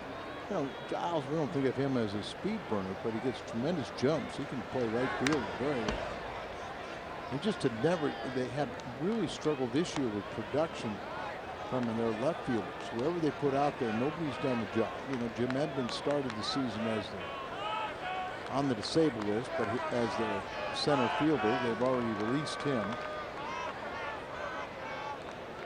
It's funny that they let Mike Cameron go. That'll find the seats out of play. Cameron, a 3-time Gold Glove winner. Right. Been here and not reported to be a bad guy, a real clubhouse leader, that type of guy. But you wonder if his suspension had something to do with that. 2-2 pitch. Take it a little low. Twice was caught with stimulants. So the first one you get counseling. The second one you got the 25-game suspension. Molina pulls it foul to his manager for Team Puerto Rico in the World Baseball Classic. That's Jose Oquendo, and I believe that the WBC is back in play right next year, and this will be one of the sites again. Yes. And again to Jose Oquendo, making friends. So we get all-star votes. Jose's going to be a write-in candidate. 2-2 on Molina. But Black will head to the All-Star game this year. 2-2 pitch. Come on, Jose.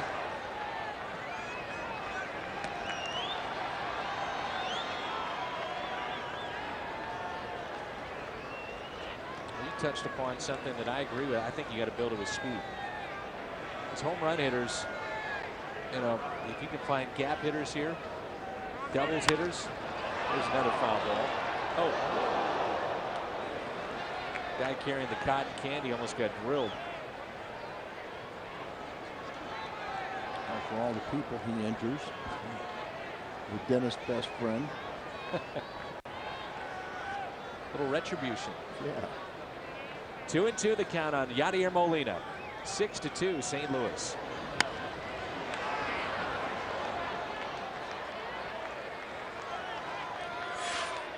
$11 pitches this at bat.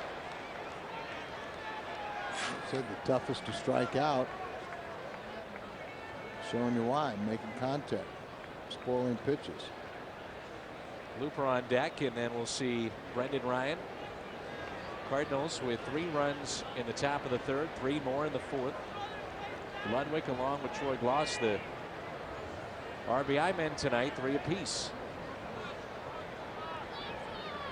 And here comes a 2-2. Chopped off the plate. Thatcher spins and throws. That's the 3rd time the Cardinals have done that tonight. You can tell the difference just by the sound. They hear that thud.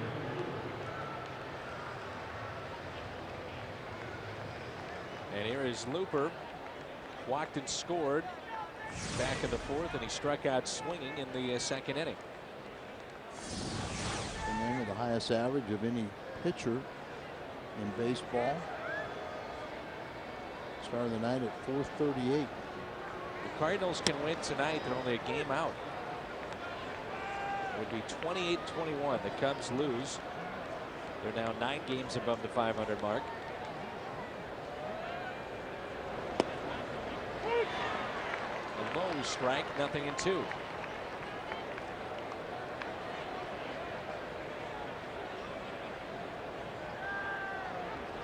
If the playoffs would start today, the Cardinals would be the wild card.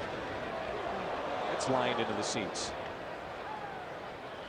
Could you imagine a scenario that would have the Cardinals and the Cubs playing in postseason? No. To add to their storied rivalry.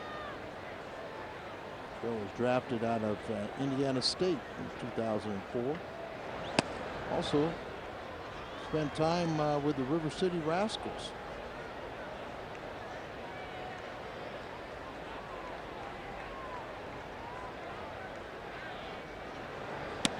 And there's a strikeout of Looper. Thatcher, his second strikeout. 3 up, 3 down for him. Brendan Ryan. Florida is leading in the National League East at the start of play tonight by a game and a half over Atlanta and Philadelphia. They win again. And Arizona, with their loss, depending on what happens with the Dodgers, they have a 4-game lead in the West.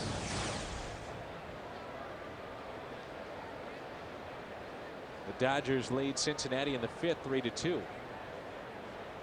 2 outs, nobody on. And Brendan Ryan takes a ball. Brendan is 0 for 2. He is grounded out to short, grounded back to the pitcher.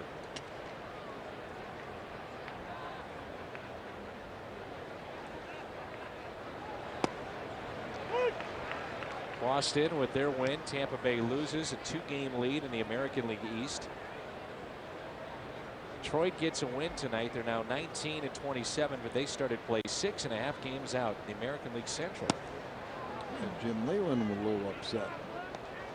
Brandon Inge had an interesting comment. He said, we have turned into the team that we always got excited to beat and to play against, the teams with the high payroll that weren't hungry. He said, I don't know if we're a hungry team right now. They are loaded. Their everyday lineup has 7 All-Stars. Figure they had good pitching. Well, people were saying they were going to set an all-time record of runs scored. Couldn't stop that offense. And the average pitchers were stopping. In the dirt, 3-2. In the American League West, it's the Angels with a 3-game lead at the start of play over Oakland. 3 balls, 2 strikes on the 9th place hitter tonight.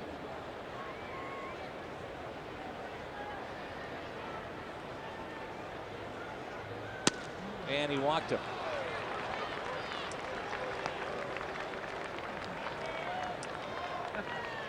Five walks for the Cardinals this evening. Want to win the ticket game? Go to StubHub.com. It's easy and fast. StubHub, the official fan-to-fan ticket marketplace of the St. Louis Cardinals. 2-out walk, and here's Schumacher.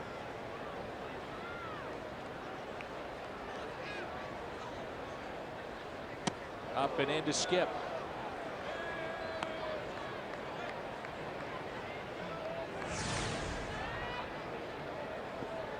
Dontrelle Willis was sent to the pen. Miguel Cabrera is hitting under 200 with runners in scoring position for the Tigers. He's playing first base now. They've had a lot of changes with their everyday lineup as far as where guys are positioned defensively. The exception of Curtis Granderson and Placido Polanco and Renteria.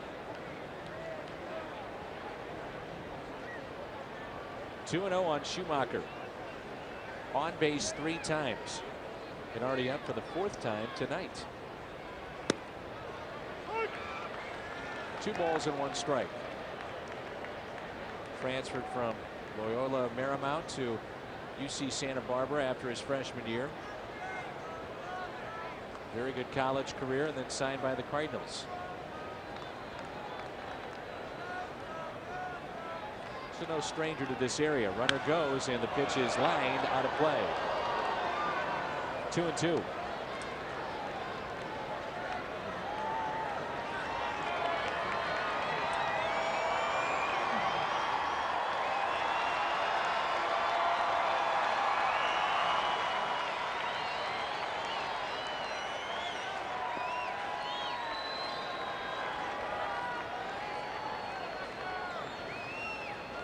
Schumacher to hit the ball in the opposite field. Nice play by a fan. He had broken his hand, but he caught it. Oh, he's got the glove. Still might have broke his hand. Screamer into the seats. 2-2 the count on Schumacher. 6-2 Cardinals here in the 5th. And Schumacher lines it into center field for a base hit. Ryan stops at second. Good piece of hitting right there, as it was a bad location. Supposed to be a breaking ball, slider away from him, and it kind of left it up and in. And makes an adjustment. So he leaves it inside on it and just fights it off, and that's 3 hits for Skip Schumacher, and also a walk. He's already scored 2 runs. Miles is 2 for 3. Cardinals already with 9 base hits. They've stranded 6 after 4. Let's see what Miles can do here. 2 outs, 2 on. First pitch, a strike. Miles was the 5th player in Major League history to hit his first 2 Major League home runs from different sides of the plate in one game.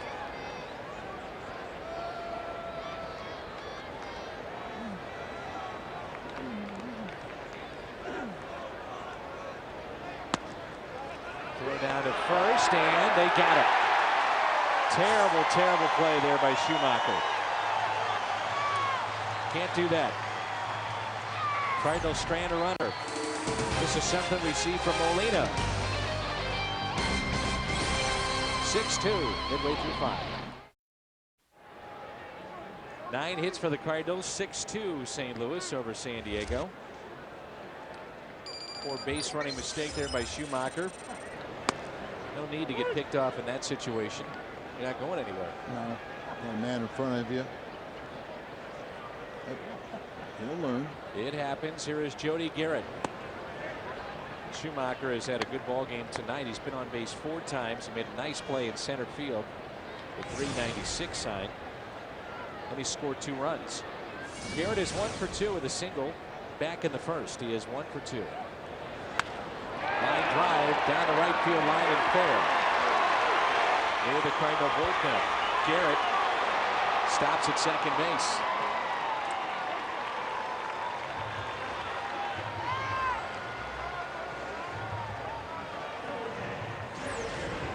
Second base hit for Garrett. He is 2 for 3. Had a pretty good year as a rookie in 2003 for Cleveland, and just lines that ball into the right field corner for his second hit.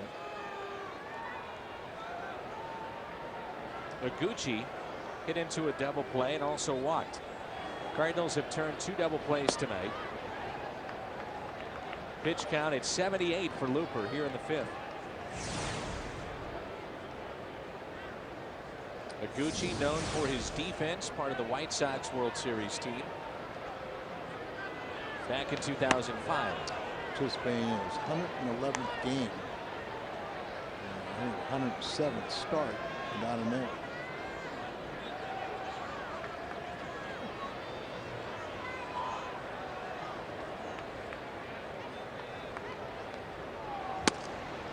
Late on that swing. 90 miles an hour, so kind of keep an eye and see if that velocity has come down a little bit as Looper's reached 80 pitches. I'd like to see him get through here at this 5th and possibly the 6th inning. 1-2 the count on Iguchi. Giles on deck. And a strikeout. Number 5 on the night for Looper. It's 2 strikes. He's been burying that split finger pitch, and it's been getting that result. 3-0. Your second place hitter ideally can move that runner over from second to third. Bunt, hit it to the right side, whatever. I'd like to drive him in, but at the very least advance him.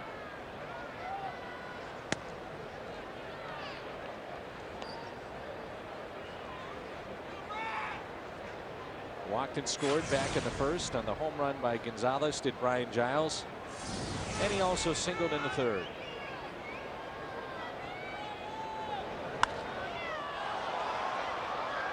One ball, one strike. Giles hit the very first home run here at Petco Park. For Cooperstown this year, you can see that bat on display.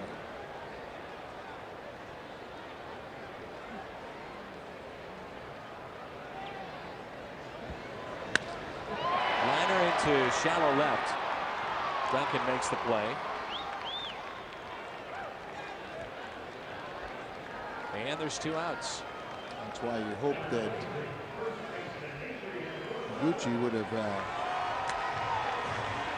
advanced that runner, and then it was a sacrifice fly. But Black's second place hitter couldn't advance the Garrett after the double, and then the line drive goes for out number 2. And you still have the runner out in second.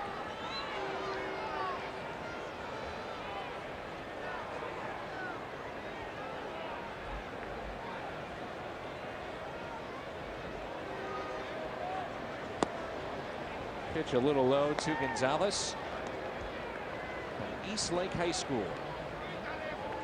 Number 1 overall pick by Florida, and 13 home runs as a senior in high school. So he's always had that power. 645 average. Everybody hits 500 in high school. Well, they do? Oh, yeah. I hit 400 in college. You played also, what, in the Mexican League, and you would play in the outfield, right? Yeah, Mexican League. Played 4 times in the Dominican, 1 time in Venezuela, 2 years in Mexico. I had a ball going playing. Go to one of those countries, you try to assimilate into the culture, and if you don't expect it to be like the United States, you can adapt. 1-1 pitch. See Molina shaking his head up and down as if to say that was the pitch and the location he wanted.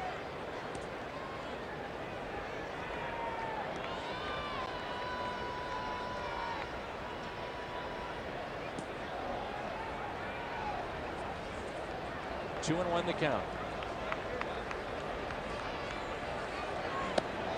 This game and the Dodgers and Reds, the only baseball left on the schedule currently in play. Everything else a final. Sure, Molina wanted that last one. Didn't get the pitch in the inside part of the plate. Didn't get it away.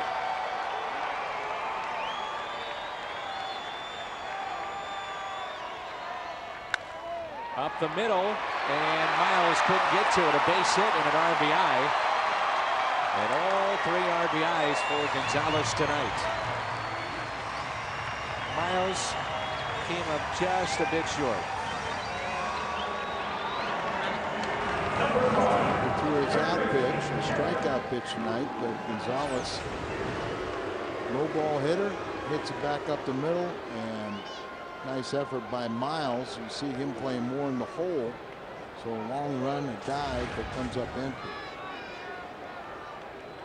Here is Kuzmanov with 2 outs and a runner at first. In these games, Dan, even though the Cardinals have 6 runs, they're just not putting enough distance between the Padres and themselves.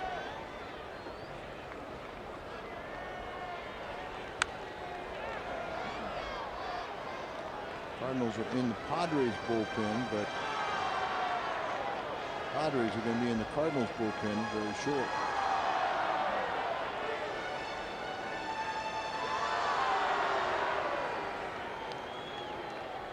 Into the off day tomorrow. It's one of the few times recently that Tony probably not too concerned about it. In the air, left center field. Schumacher on the move. Oh, yes, sir! What a play by Skip. Saves a run and takes an extra base hit away. An outstanding play from Skip Schumacher in left center field. Jim Edmonds like. Wow, what a play.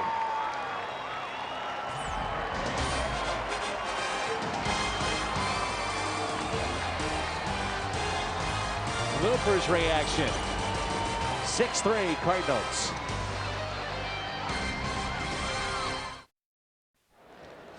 He gets picked off and then comes up with the defensive play of the night, Skip Schumacher. What a great play that was. Here is Miles, and the first pitch is lined foul. His mentor Jim Edmonds will be proud of that one. Well, that's how you redeem yourself, man. What a great play. So much for the plantar fasciitis. Dealing with that. And one of the reasons he did not play in the ball game last night.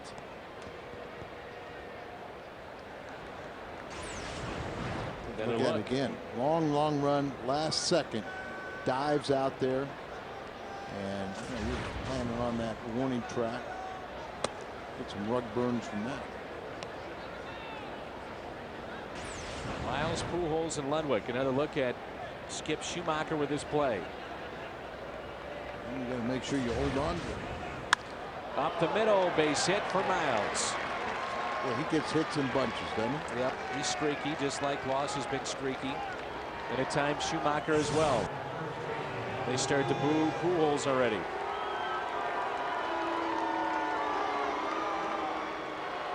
Championship baseball is on FSN this weekend, NBC and Big 12 baseball. Mizzou opened up with a 3-2 win over Texas in extra innings, and their next game is tomorrow night. Watch the NBC championship Saturday, Big 12 championship Sunday on FSN. So we've got them both, the NBC and the Big 12 coming up this weekend. Big win from Missouri over Texas. Always a powerhouse in the Big 12. Mizzou has got some of the best pitching in the country. 1 ball, 1 strike. Pujols has grounded out. He has struck out and then picked up the single right back at Young and hit off his face and knocked him out of the game.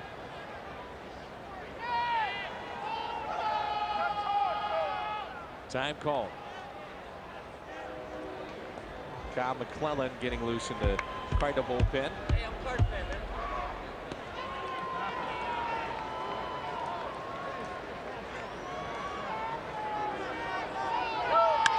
And Pujols hits it in the air to left. 2 hands catch made by Hairston. And the first out that brings in Ludwig, who has 3 RBIs. First RBI of the game on the ground out. And then 2 big RBIs with 2 outs to pick up Albert Pujols.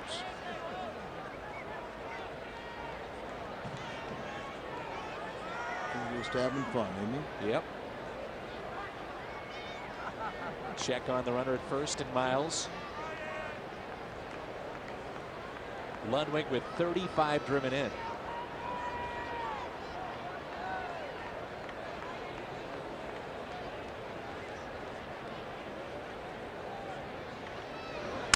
And a broken bat. Cut off by the third baseman, and a force play at second, and out there is Miles. He underhanded it. Almost had another injured player for the Padres. As a barrel that bat almost got Patrick. Kuzmanoff. A very close play. Something looked like Miles was going to be safe, but he kind of stuck in the air. I'm not too sure he wasn't safe. Here's Gloss.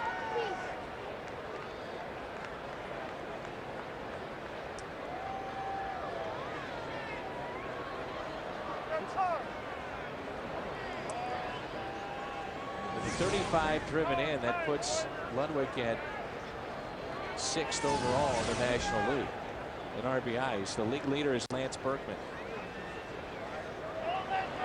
Pitch inside to Troy Gloss. He's second on the club with 32 RBIs, one more than Albert Pujols.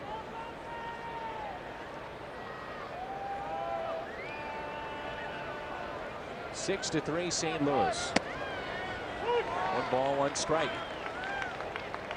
Dodgers have added to their lead. They lead at 4-2 over the Reds in the 7th. Cincinnati will be here tomorrow night. We'll open up Friday night in LA. Troy Gloss popped out his first time up with 2 outs, RBI single to play 2 in the 3rd, and a base hit with 2 outs and another RBI in the 4th. Lots of room in left center field.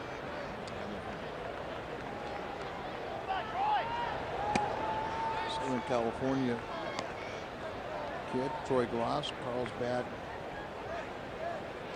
and he's hit well in this ballpark. The Thatcher pitch count at 50.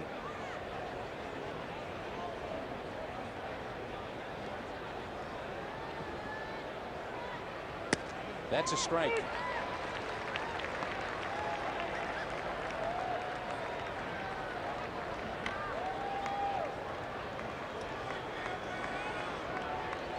Pitches, 51 now. 2 innings of work. Full count. Let's see Ludwig off with the pitch with 2 down. There he goes, and pop foul. Southern Illinois, by the way, beat Northern Iowa 5-3 today. They'll play host to the top seed in the Valley, Wichita State, tomorrow. And again, we'll have that Valley Championship on FSN and the Big 12 Championship as well this weekend.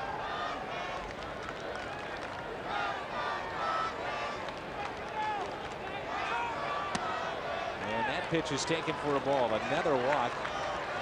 Cardinals have drawn 6 walks tonight.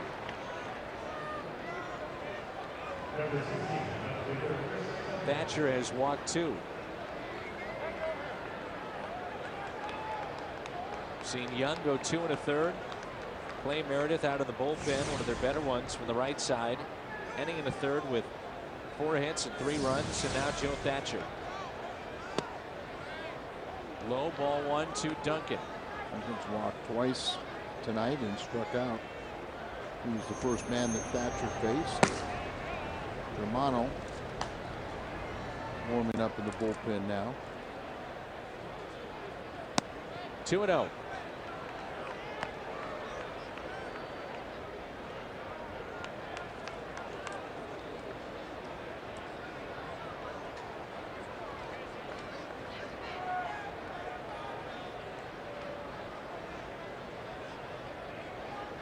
Two runners on. Here comes a 2-0 pitch to Duncan. On its way. And that's a fair ball. 1 run is in. Gloss will be held up at 3rd. It's an RBI double for Duncan. Another 2-out RBI for the Cardinals tonight to make it 7-3. An odd swing, but it pays off just inside that 3rd base line.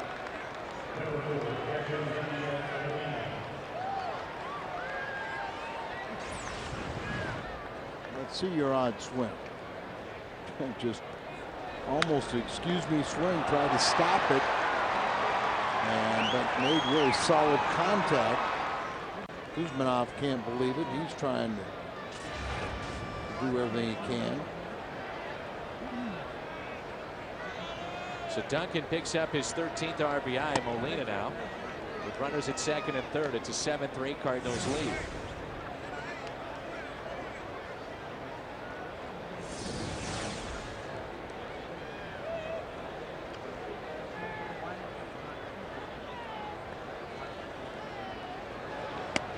Two and 0, and again Thatcher falling behind.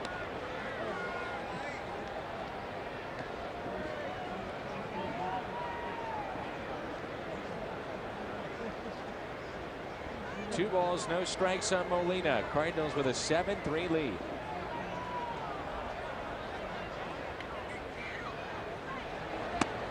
depending on what happens here, you got to look at getting Thatcher out of this game. High pitch count. 2+ innings. Going to be a minimum of 60 pitches.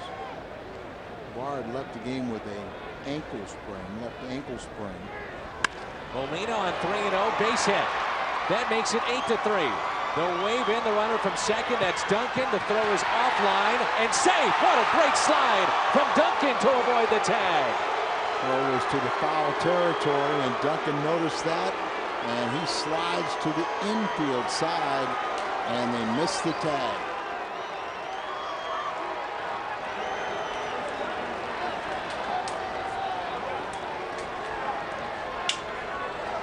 9-3 Cardinals. What a great slide here from Duncan.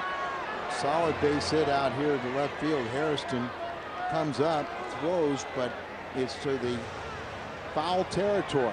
And then you see the young catcher dives for it, but he misses Duncan. Duncan slides to the infield side to avert the tag, and I'm sure Troy Gloss is right there telling him to get down and probably leaning towards the infield side. And nice play by the umpire as Jim Reynolds stays right with it and sees that he misses the tag, and his leg touches that plate. So 2 RBIs, and that's it for Thatcher. Cardinals 12 hits, 9 runs scored, majority of those tonight with 2 outs. And we'll step aside. 3 more runs here in the top of the 6th. We're still not done. It's 9-3 St. Louis. Here is Justin Germano. It's 9-3 St. Louis. Cardinals with 12 hits on the night, 9 runs. And Germano's numbers: 12 games, 0-3 his record, ERA at 6.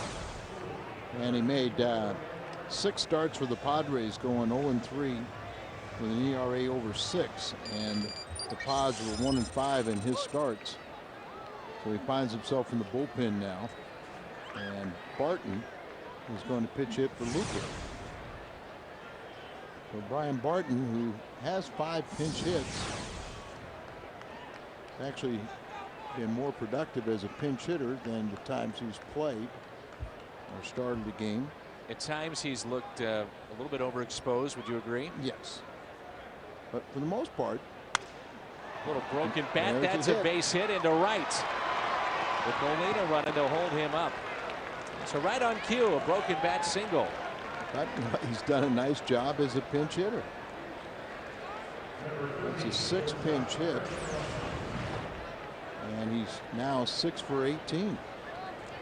Molina in that tremendous running speed. Well, Looper's night's through. McClellan has thrown 200 pitches in the bullpen. When Isringhausen, they counted up all the pitches that he had thrown.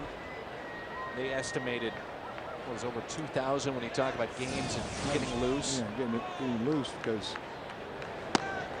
when he came to St. Louis, and just, I mean, and he was an experienced closer at that time, but just would throw and throw and throw, and most of the time it was maxed out effort. 2 outs, runners at the corners. 9-3 St. Louis. Ryan walked,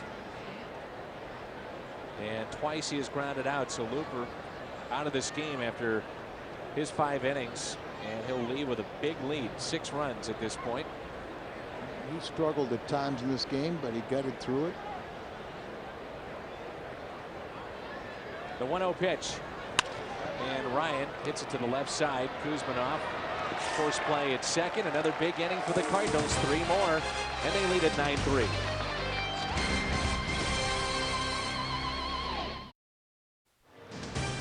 This portion of Cardinals baseball on FSN Midwest is brought to you by Rico. Move your ideas forward with Rico dependability. By your local St. Louis Jeep dealers. And by Jack in the Box. We don't make it until you order it. Well, the Cardinals have ordered a nice game here. They have banged out 13 hits. They've scored 9 runs. Looper stands to be the winner, as he went the first 5 innings, and Kyle McClellan will come in. Pitched an inning on Tuesday, and he earned his 13th hole in his 13th hole in 20 outings. He leads the major league in holes.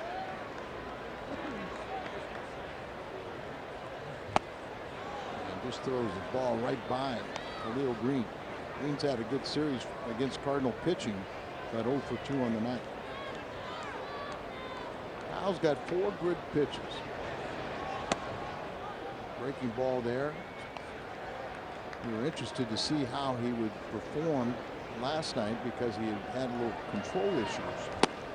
And there's that good slider to put Green away. A good start for Kyle McClellan. You can see his numbers. 21st appearance, 0-1 his record, and a 2.78 ERA. Looper tonight a struggle, but gets through the 5 innings, and now it's up to the bullpen. Jack in the Box license plate frame night is coming up May 30th, courtesy of Jack in the Box. Number to call to find out more is 345-9000, and it's always online at stlcardinals.com.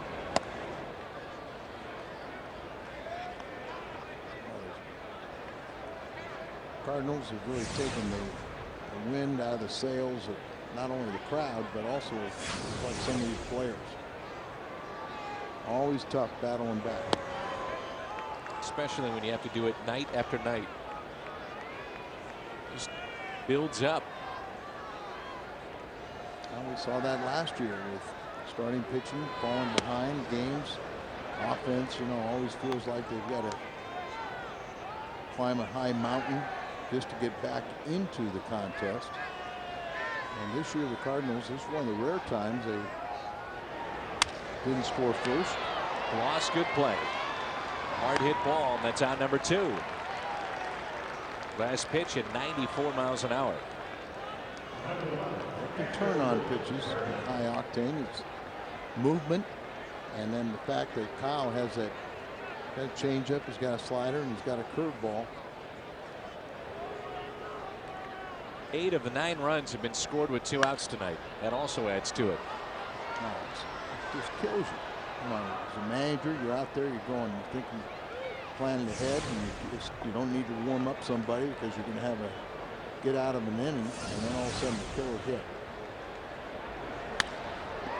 Luke Carlin with a base hit to right. He sent one to center his first time up, right at the 396 sign. Bud Black was telling me Carlin really likes him as a defensive player. He's got a little work to do offensively. And he had big numbers before he got called up offensively, but here he struck out almost half the time his bats. Sure, Pujols getting updates from the Padres coaching staff about the status of Chris Young after he was hit by a line drive off the bat of Albert. Germano takes a ball. Germano made a start against the Cardinals and was terrific last year, and now working out of their bullpen. Short lead at first. 1 ball, 1 strike.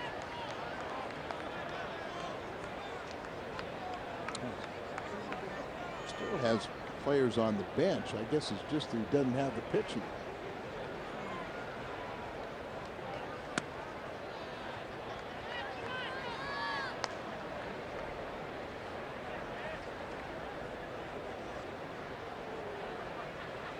You've talked about, Al, this is the way you like to break in a guy in the major leagues if you can. And the bullpen then to the starting rotation. Gloss can't come up with it.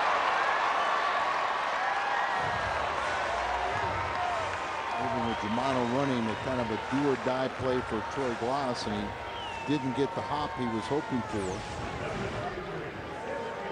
As a swinging bunt, here's a 4th one that goes off the plate, and see how that ball just took a turn.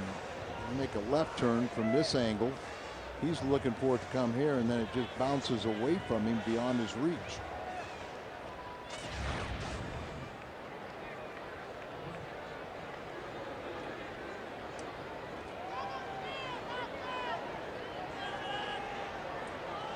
Two outs, 2 on. Jody Garrett. Strike. Padres now have 10 hits to the Cardinals 13. give a shit. I just looked Now a over lot there. of Don't fucking yell at me. What? I know you can't. he played umpire into it. That's not Bud Black. That's Roller Jeremy.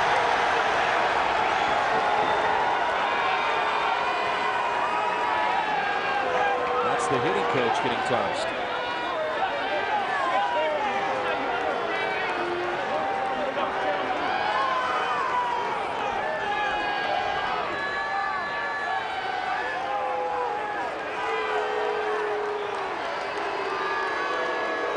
I'm sure he was a little upset with the last pitch. It may have been a little bit high. Let's see.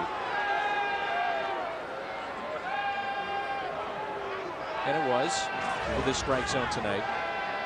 It's also a lot of frustration too. Coming out tonight. It's high by today's standards, not 30 years ago. Strike zone has become a postage stamp.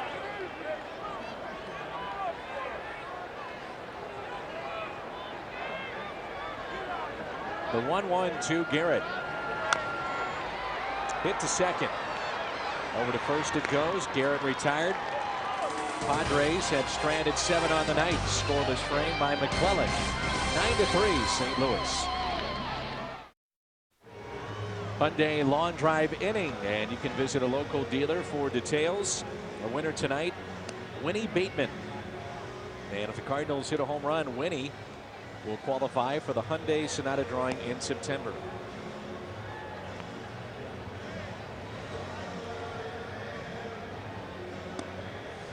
Cardinals who have the top of the lineup: Schumacher, Miles, and Pujols. Skip on base 4 times, and also an outstanding play in center back in the 5th. This game was over by this time last night. Maddox, even though he doesn't go deep, you still know he works quickly. And we'll stay a little longer for tonight because of the score. 9-3 in favor of St. Louis. Schumacher, first pitch, taken for a ball. There's a look at Greg Maddox.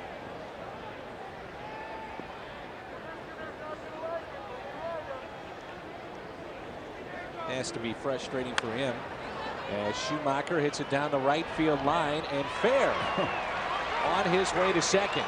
Throw in from Giles, not in time. On base 5 times. Skip Schumacher with 4 base hits. His parents here today?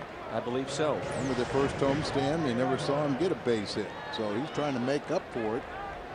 Playing here in San Diego, 4 hits. He's been on base 5 times. Walked once. 3 singles, a walk, and now a double. Here is Aaron Miles. These 2 guys have done some damage tonight.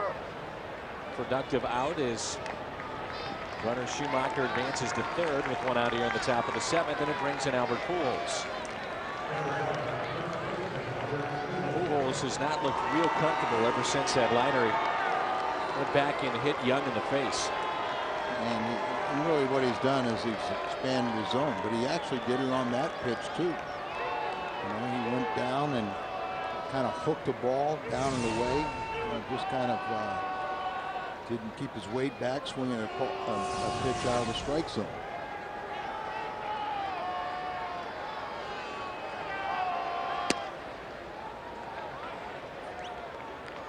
Pujols with that base hit back in the 3rd. If you're just joining us, line drive off the face of the starter Chris Young.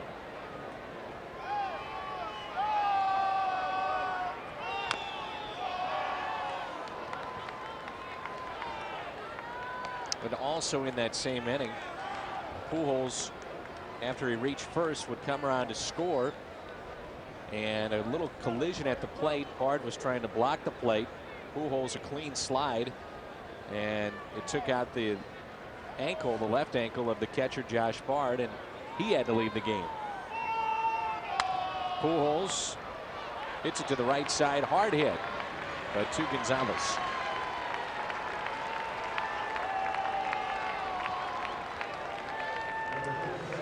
2 outs. And here is Ryan Ludwig. 3 RBIs tonight. Team high 35.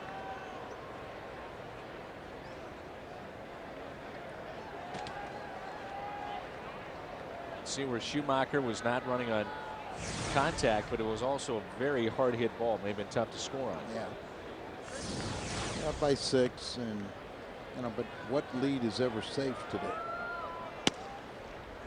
Well, some of the unwritten rules of years past, you can make a case that you have to throw them all out the window because scoring is so elevated.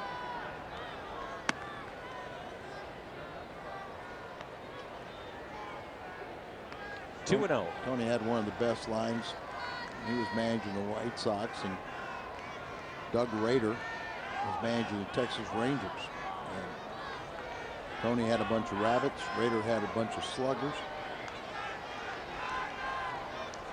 Rudy Law, with the White Sox having a big lead, stole second base, and Rader and the Rangers took exception to it. They were yelling at each other. They met in between innings behind home plate, and Rader was an animal. And Tony said, well, if you tell your home run hitters to stop swinging for the fences, I'll tell my base runners to stop stealing bases. But you're right. I mean, baseball today, you just don't know. The Cardinals have drawn 7 walks. Remember, they got 10 on Sunday. Champions Club is the place to be this season at Busch Stadium. Upscale buffet, 2 all-inclusive bars, over 40 flat-screen TVs. And tickets are on sale now at stlcardinals.com. I got a great idea. Why don't we set up one of these Sundays when they're not working and we go to the Champions Club? I'm in. Think anybody would show up? I am in, Al. We had Danny Cox and John Mabry on Sunday. Kenny Reach was hungry, so he stopped by.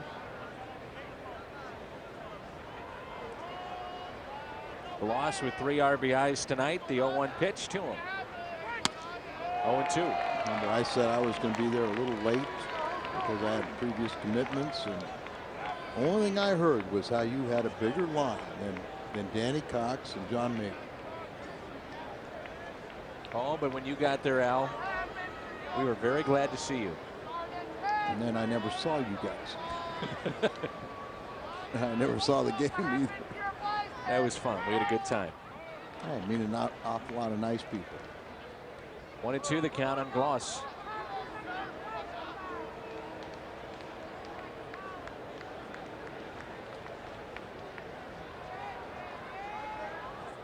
If not for one pitch, the Cardinals could be on the verge of a sweep here in San Diego. Sure.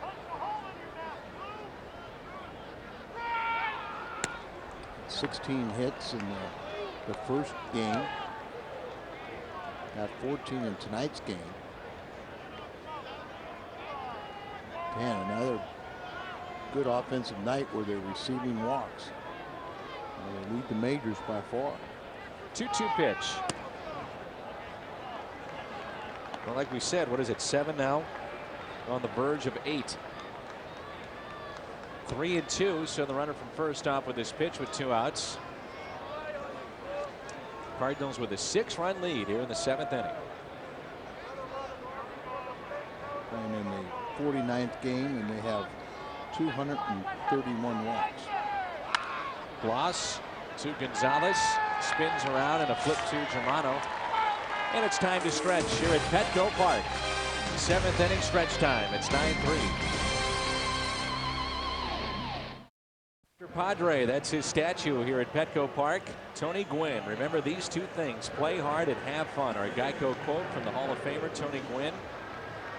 20 seasons with the same team, the San Diego Padres. 3,141 hits. And he picked up hit number 3,000 at Olympic Stadium in Montreal. Almost had in the same game McGuire's 500th home run and Tony Gwynn's hit number 3,000. And you know, that quote really is very simple, but it really very meaningful. You always got to have fun. You always want to play hard. But the only way to have fun is to win. Broken bat, hit short. One away. Gucci. First man retired by Ron Vallone, our new pitcher. Kyle McClellan has scored the 6 in relief of Ray Looper. Starter tonight, he went 5. Tony Gwynn always came to the ballpark having fun, smile on his face.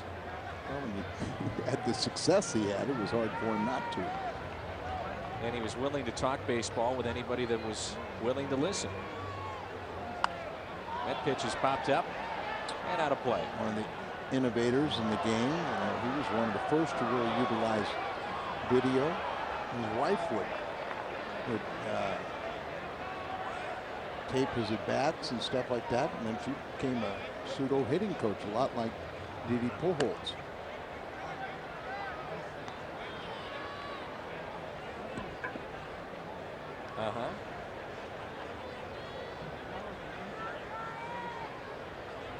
Had to give Matt some more information.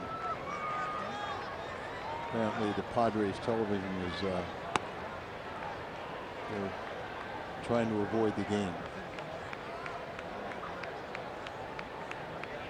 You're talking about Matt Vasgersian, who does the play-by-play for the Padres. The 2-1 pitch. A little low, 3-1.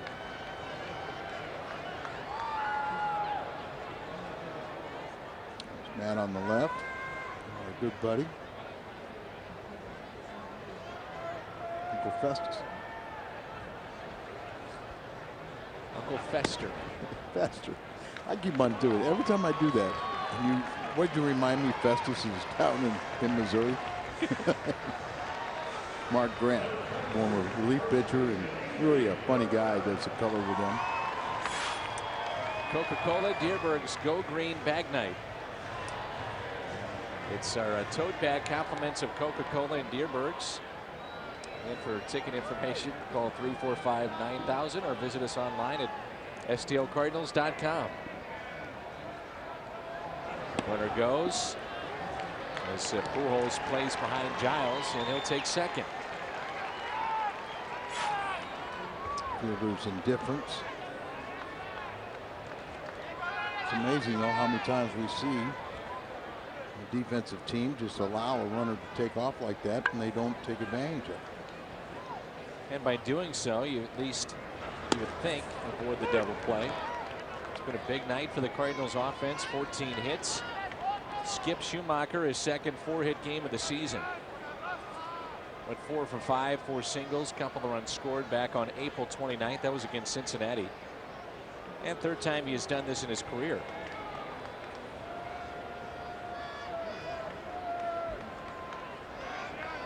The 1-1 pitch. And not long before we'll be the only game in town. All of baseball. So Dodgers are in the top of the 9th. Beating Cincinnati 5-2.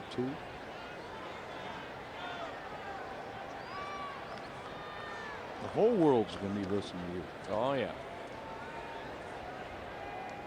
1-2 pitch from Ron Vallone to Gonzalez. His homer tonight. And also has an RBI single. The 3 RBIs for the Padres tonight.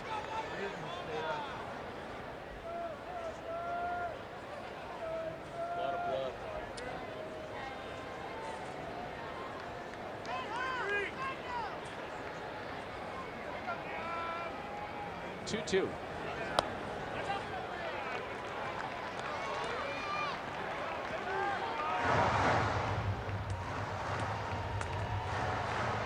2 pitch. Already walked 1 man. You can't just groove it to Gonzalez either.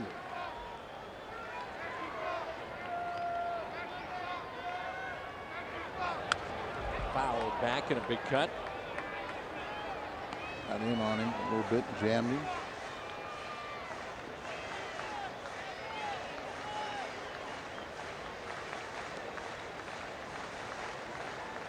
He's actually thrown more balls than strikes here tonight, but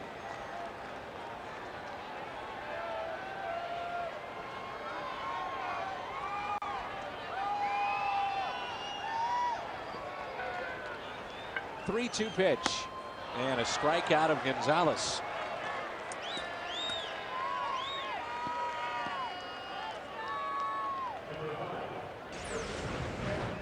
pitch nowhere near where he wanted it. A slider up and in, and just kind of tied him up a little bit. Got away with it. 2 outs, runner at second.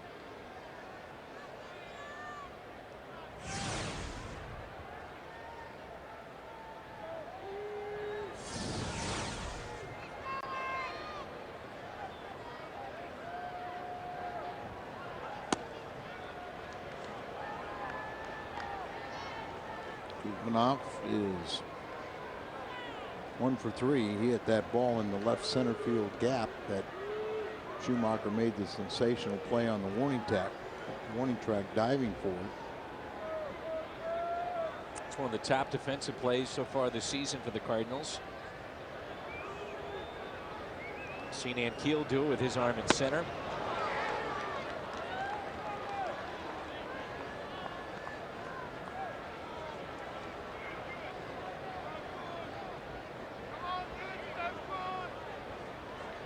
Calling down the bullpen. So he's going to come out in the 8th.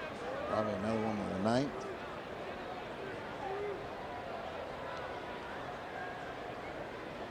The 1-1 pitch.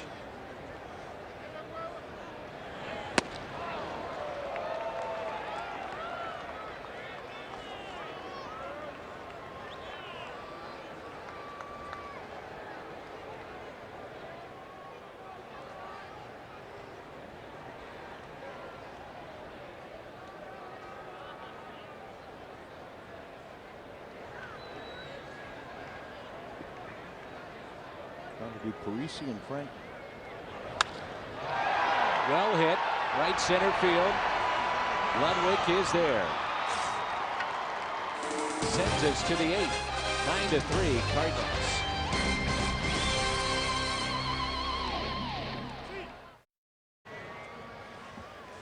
The Kawasaki let the good times roll, and it's Braden Looper, the starter tonight. Al, at those 5 innings, 8 hits, 3 earned runs, and with this big Cardinal lead, no need to push him.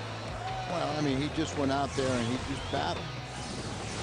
Trying to reverse the trend. He hasn't lost here to these Padres, and trying to stop that 2-game losing streak. Personal losing streak for Looper.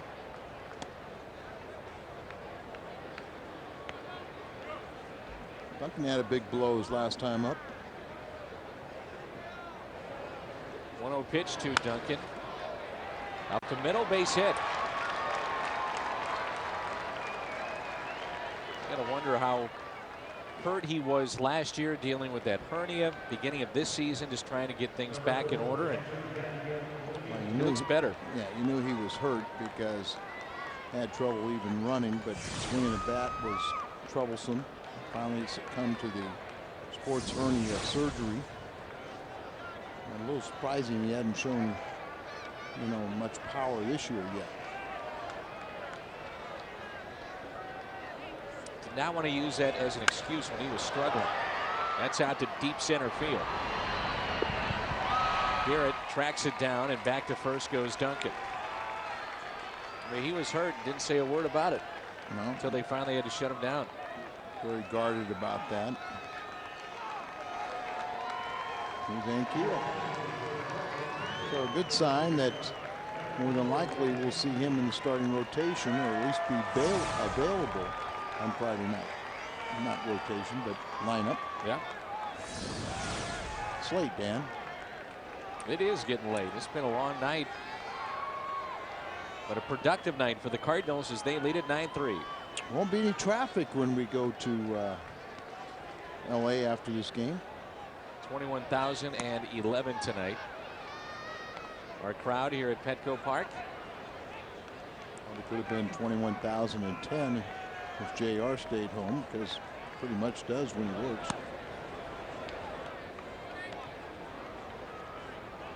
Oh, excuse me, he's got 6 innings. 6, Dan, 6.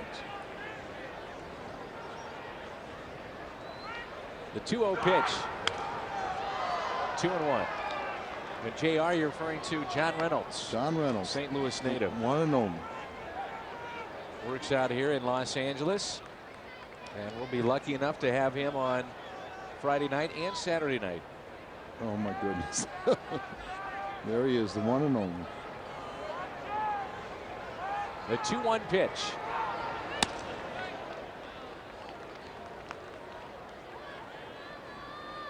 This is a good test, though. Giving Rick an opportunity to swing the bat. Just to kind of solidify that he's okay.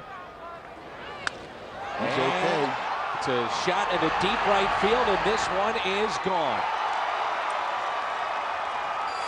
Home run, Rick Ankiel. Could see it coming. Cardinal fans are not the only fans remaining, and they're all excited. Cardinals get into double digits for 11 runs here tonight, and once again they tie their season high of 16 hits. So no doubt about it, when it took off, you could just tell the sound. First career pinch hit home run for Ricky Ankiel. First to men.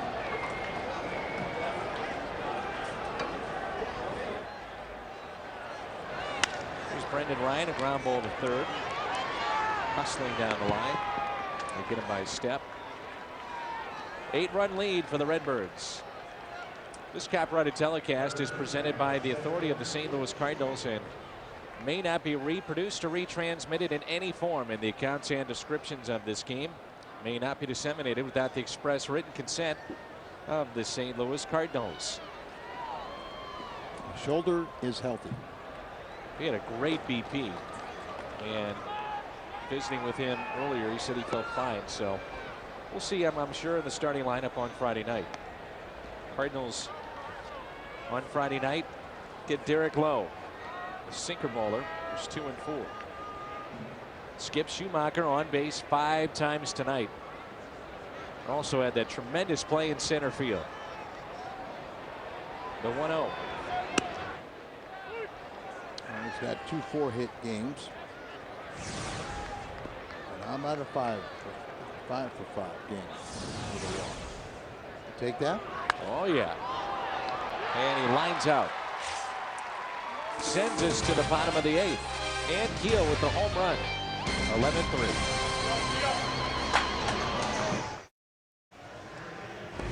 Take a look at the game recap for the St. Louis Cardinals, brought to you by Jack in the Box. Here in San Diego, the Cardinals with an 11-3 lead. Double plays first couple of innings behind Braden Looper. Big night for Skip Schumacher. 3 RBIs for Ludwig. The play by Skip in center. Looper is in line for the victory. Jose Oquendo at third base. Our coach has been busy. And Skip on base a bunch. Rick Ankiel stays in the ball game to play center. Mike Parisi is the new pitcher. And there's a pitch up and in. 11-3 St. Louis. Mike hasn't pitched since Sunday. Only threw 2 innings. 3-hit baseball, 1 run allowed. He was opening day starter for Memphis. And the pitch is popped up. Chris Duncan is now at first base. Underneath it, makes the play. Parisi has kind of assumed the long man. You see his numbers for the 6th time. Never pitched in relief until he got promoted to the big leagues. And he'll face Scott Hairston with 1 out. 8-run lead for the Redbirds. Dave Duncan's been pretty proud of the 3 rookies that are in that bullpen now. Perez, Parisi, and McClellan. We saw McClellan score this inning in the 6th. And that's that real good curveball that he's got. 5 rookies have made their major league debut this year for the Cardinals.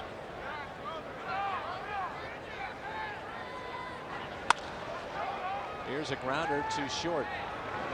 Brendan Ryan, good play. And there's 2 outs. As we talked about earlier, it was just one bad pitch to Kevin Kuzminoff last night. Slider that was left over the middle of the plate. He deposited that for a 3-run homer. If not for that pitch, the Cardinals could be on the verge of a sweep here tonight. With a victory, they'll be 1 game behind the Cubbies and win another series. Luke Carlin is 1 for 2. In place of the injured Josh Bard. And for those of you just joining us, Chris Young was hit by a liner off the bat of Pujols. He was done in this ball game after 2 1/3. And then Pujols, that same inning, would score. A play at the plate, and Bard trying to block it, and Pujols slid into his left ankle and sprained it. Had to be helped off the field. Sometimes a sprain like that can be worse than a break. Yep. High ankle sprains too are tough to come back from. So they'll reevaluate it tomorrow. 3 balls and a strike. Chris Young took the line drive right off the bridge of the nose and had a laceration there. He went to the hospital to a further evaluation. Wasn't a pretty scene at all. 3-1 on Carlin, and a 2-out walk.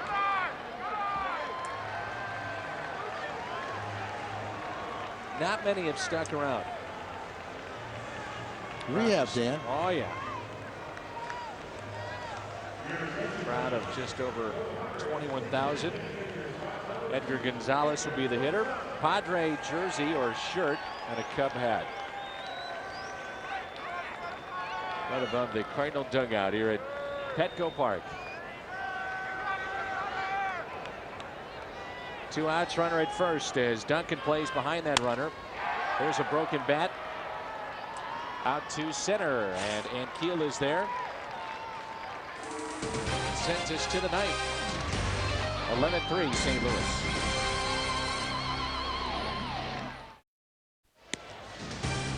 Baseball tonight on FSN Midwest is brought to you by Bud Light Lime, the superior drinkability of Bud Light with a splash of 100% natural lime flavor. By Chevrolet, see for yourself, shop and compare at stlchevy.com. And by Sonic, it's not just good, it's Sonic good.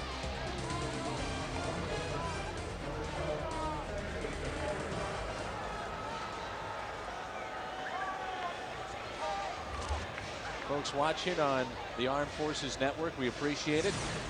And again, thank you very much for your service. Watching on ships and all over the world tonight. Brian Corey, second time we've seen him in this series. And this ballpark is emptied out. Cardinals with 16 hits and 11 runs. They lead at 11-3. Corey was the winner in last night's ball game. It's 2 shutout innings.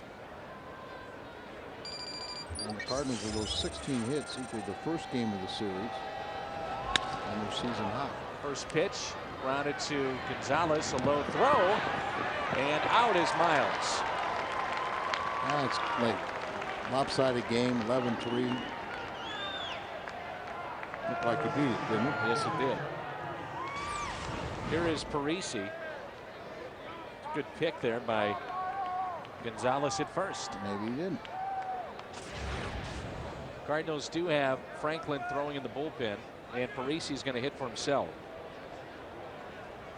So 1 out. First pitch, a strike.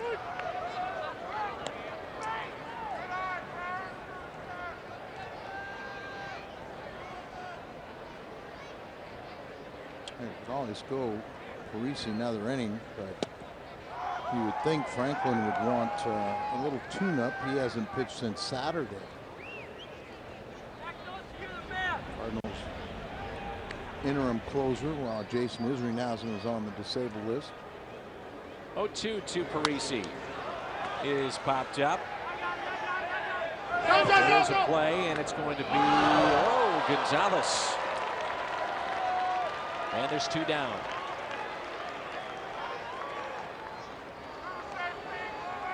See the catcher saying, "My bad," and we could hear Gonzalez calling for it up here. He was calling for it early, too. Juggling act, but ends up in Gonzalez's glove. And here is Ludwig, another big night for him.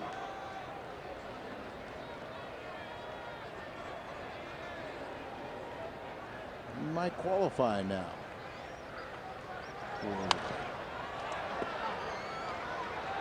Rankings in the National League. He was what, 2 plate appearances shy? 2 plate appearances shy.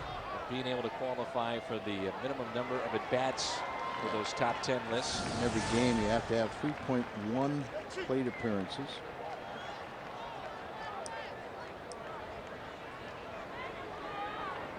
The 0-1 pitch. 1 ball, 1 strike.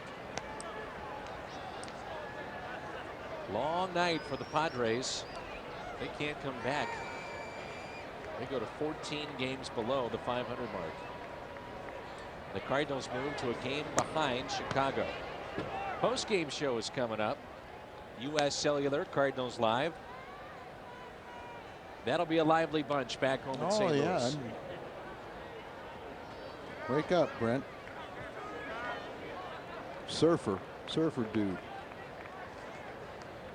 Did you hear about him went surfing today? I did not hear about it. Yeah. Wimp, he had to wear a wetsuit. Once he put it on backwards at first. Shallow left and the catch made. Bottom of the 9th, and the Cardinals with an 8-run lead.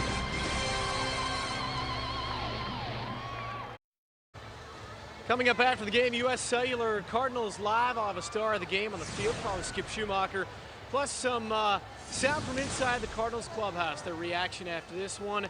And who knows, Pat Paris and the gang back in the studio, U.S. Cellular Cardinals Live. If it's anything like the pregame show, guys, they could go a lot of different directions. They talk surfing, honey badgers. I think they even talked about killer whales and stuff. So it'll be interesting to find out what's in store coming up, gentlemen.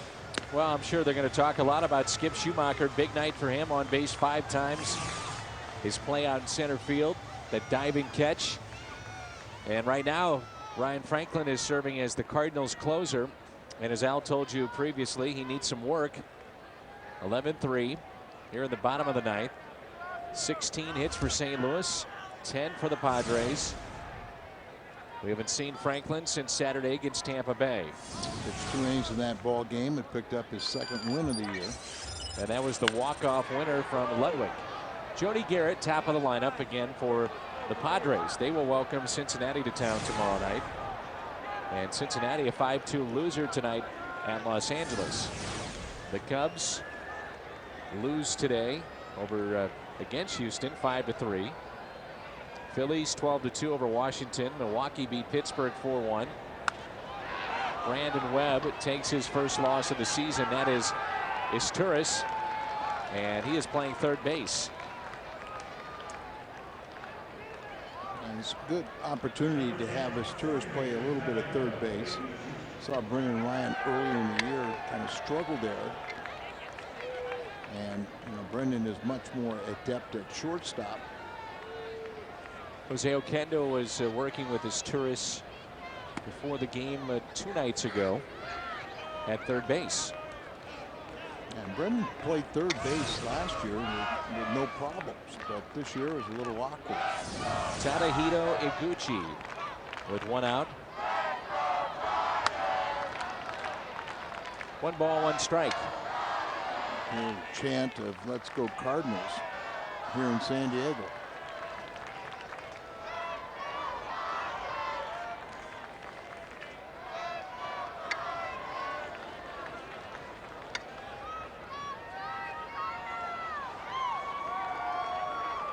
The 1-1 pitch.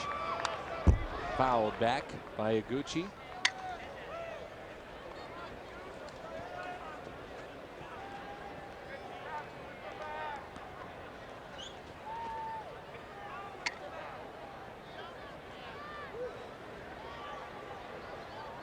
Here comes a 1-2 from Ryan Franklin. This is a little low. Tony La Russa elected to have Parisi hit for himself, where he could have used Isturis if he was going to put him in this game, let him hit, and then stay in at third. I'm sure he had a good reason for having Parisi hit, but Back to Franklin. He'll step and throw. And there's 2 outs. And Franklin, who last season was outstanding as a setup man, the 8th inning guy. Let's take a look at our Budweiser Great Player of the Game. Budweiser, the great American lager. And we'll turn to the Cardinals' leadoff man and center fielder tonight for most of this game, and that is Skip Schumacher. Big night. Yeah, Schumacher, you see the 4 base hits. He had 3 singles. He walked once and scored. He scored 2 runs, and he also hit a double. And vying for his first ever 5-for-5 night, he lined out to second base his last time up.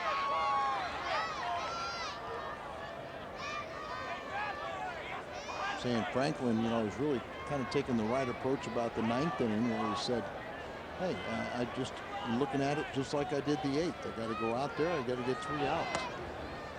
Don't let the pressure, eat you up.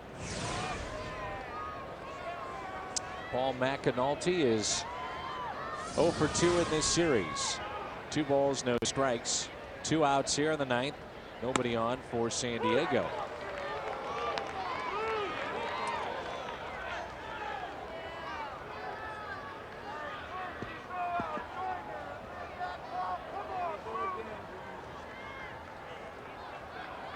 The 2-1 pitch. And the Padres down to their final strike.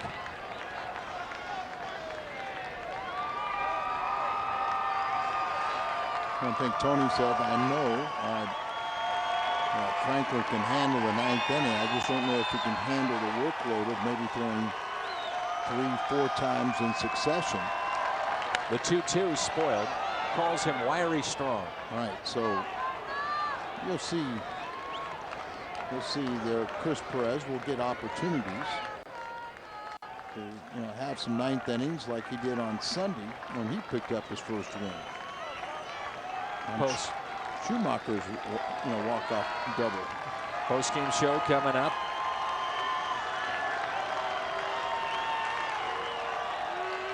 The 2-2 pitch from Ryan Franklin. Here it comes. And a strikeout, and the Cardinals win at 11-3, and they take 2 of 3 against the Padres. So big night for Skip Schumacher. The Cardinals roll with 16 hits and an 11-3 win. Off day tomorrow, and it's off to LA. Stay with us. The post-game show is next.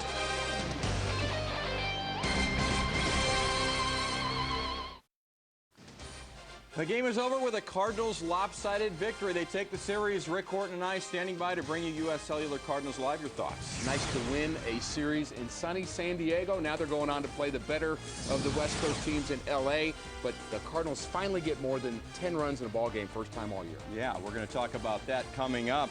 Plus, I know it's late. I know you're weary. But U.S. Cellular Cardinals Live will keep you from being lonely. Coming up, we'll break down Looper versus Young. Plus, just why are the Cardinals in so many one-run games, and why have they been so good in them? And we'll take you inside the clubhouse in San Diego, bring you Tony La Russa's post-game comments as well. We've got tonight, and U.S. Cellular Cardinals Live is coming up, so why don't you stay? Post-game is coming up next on FSN Midwest.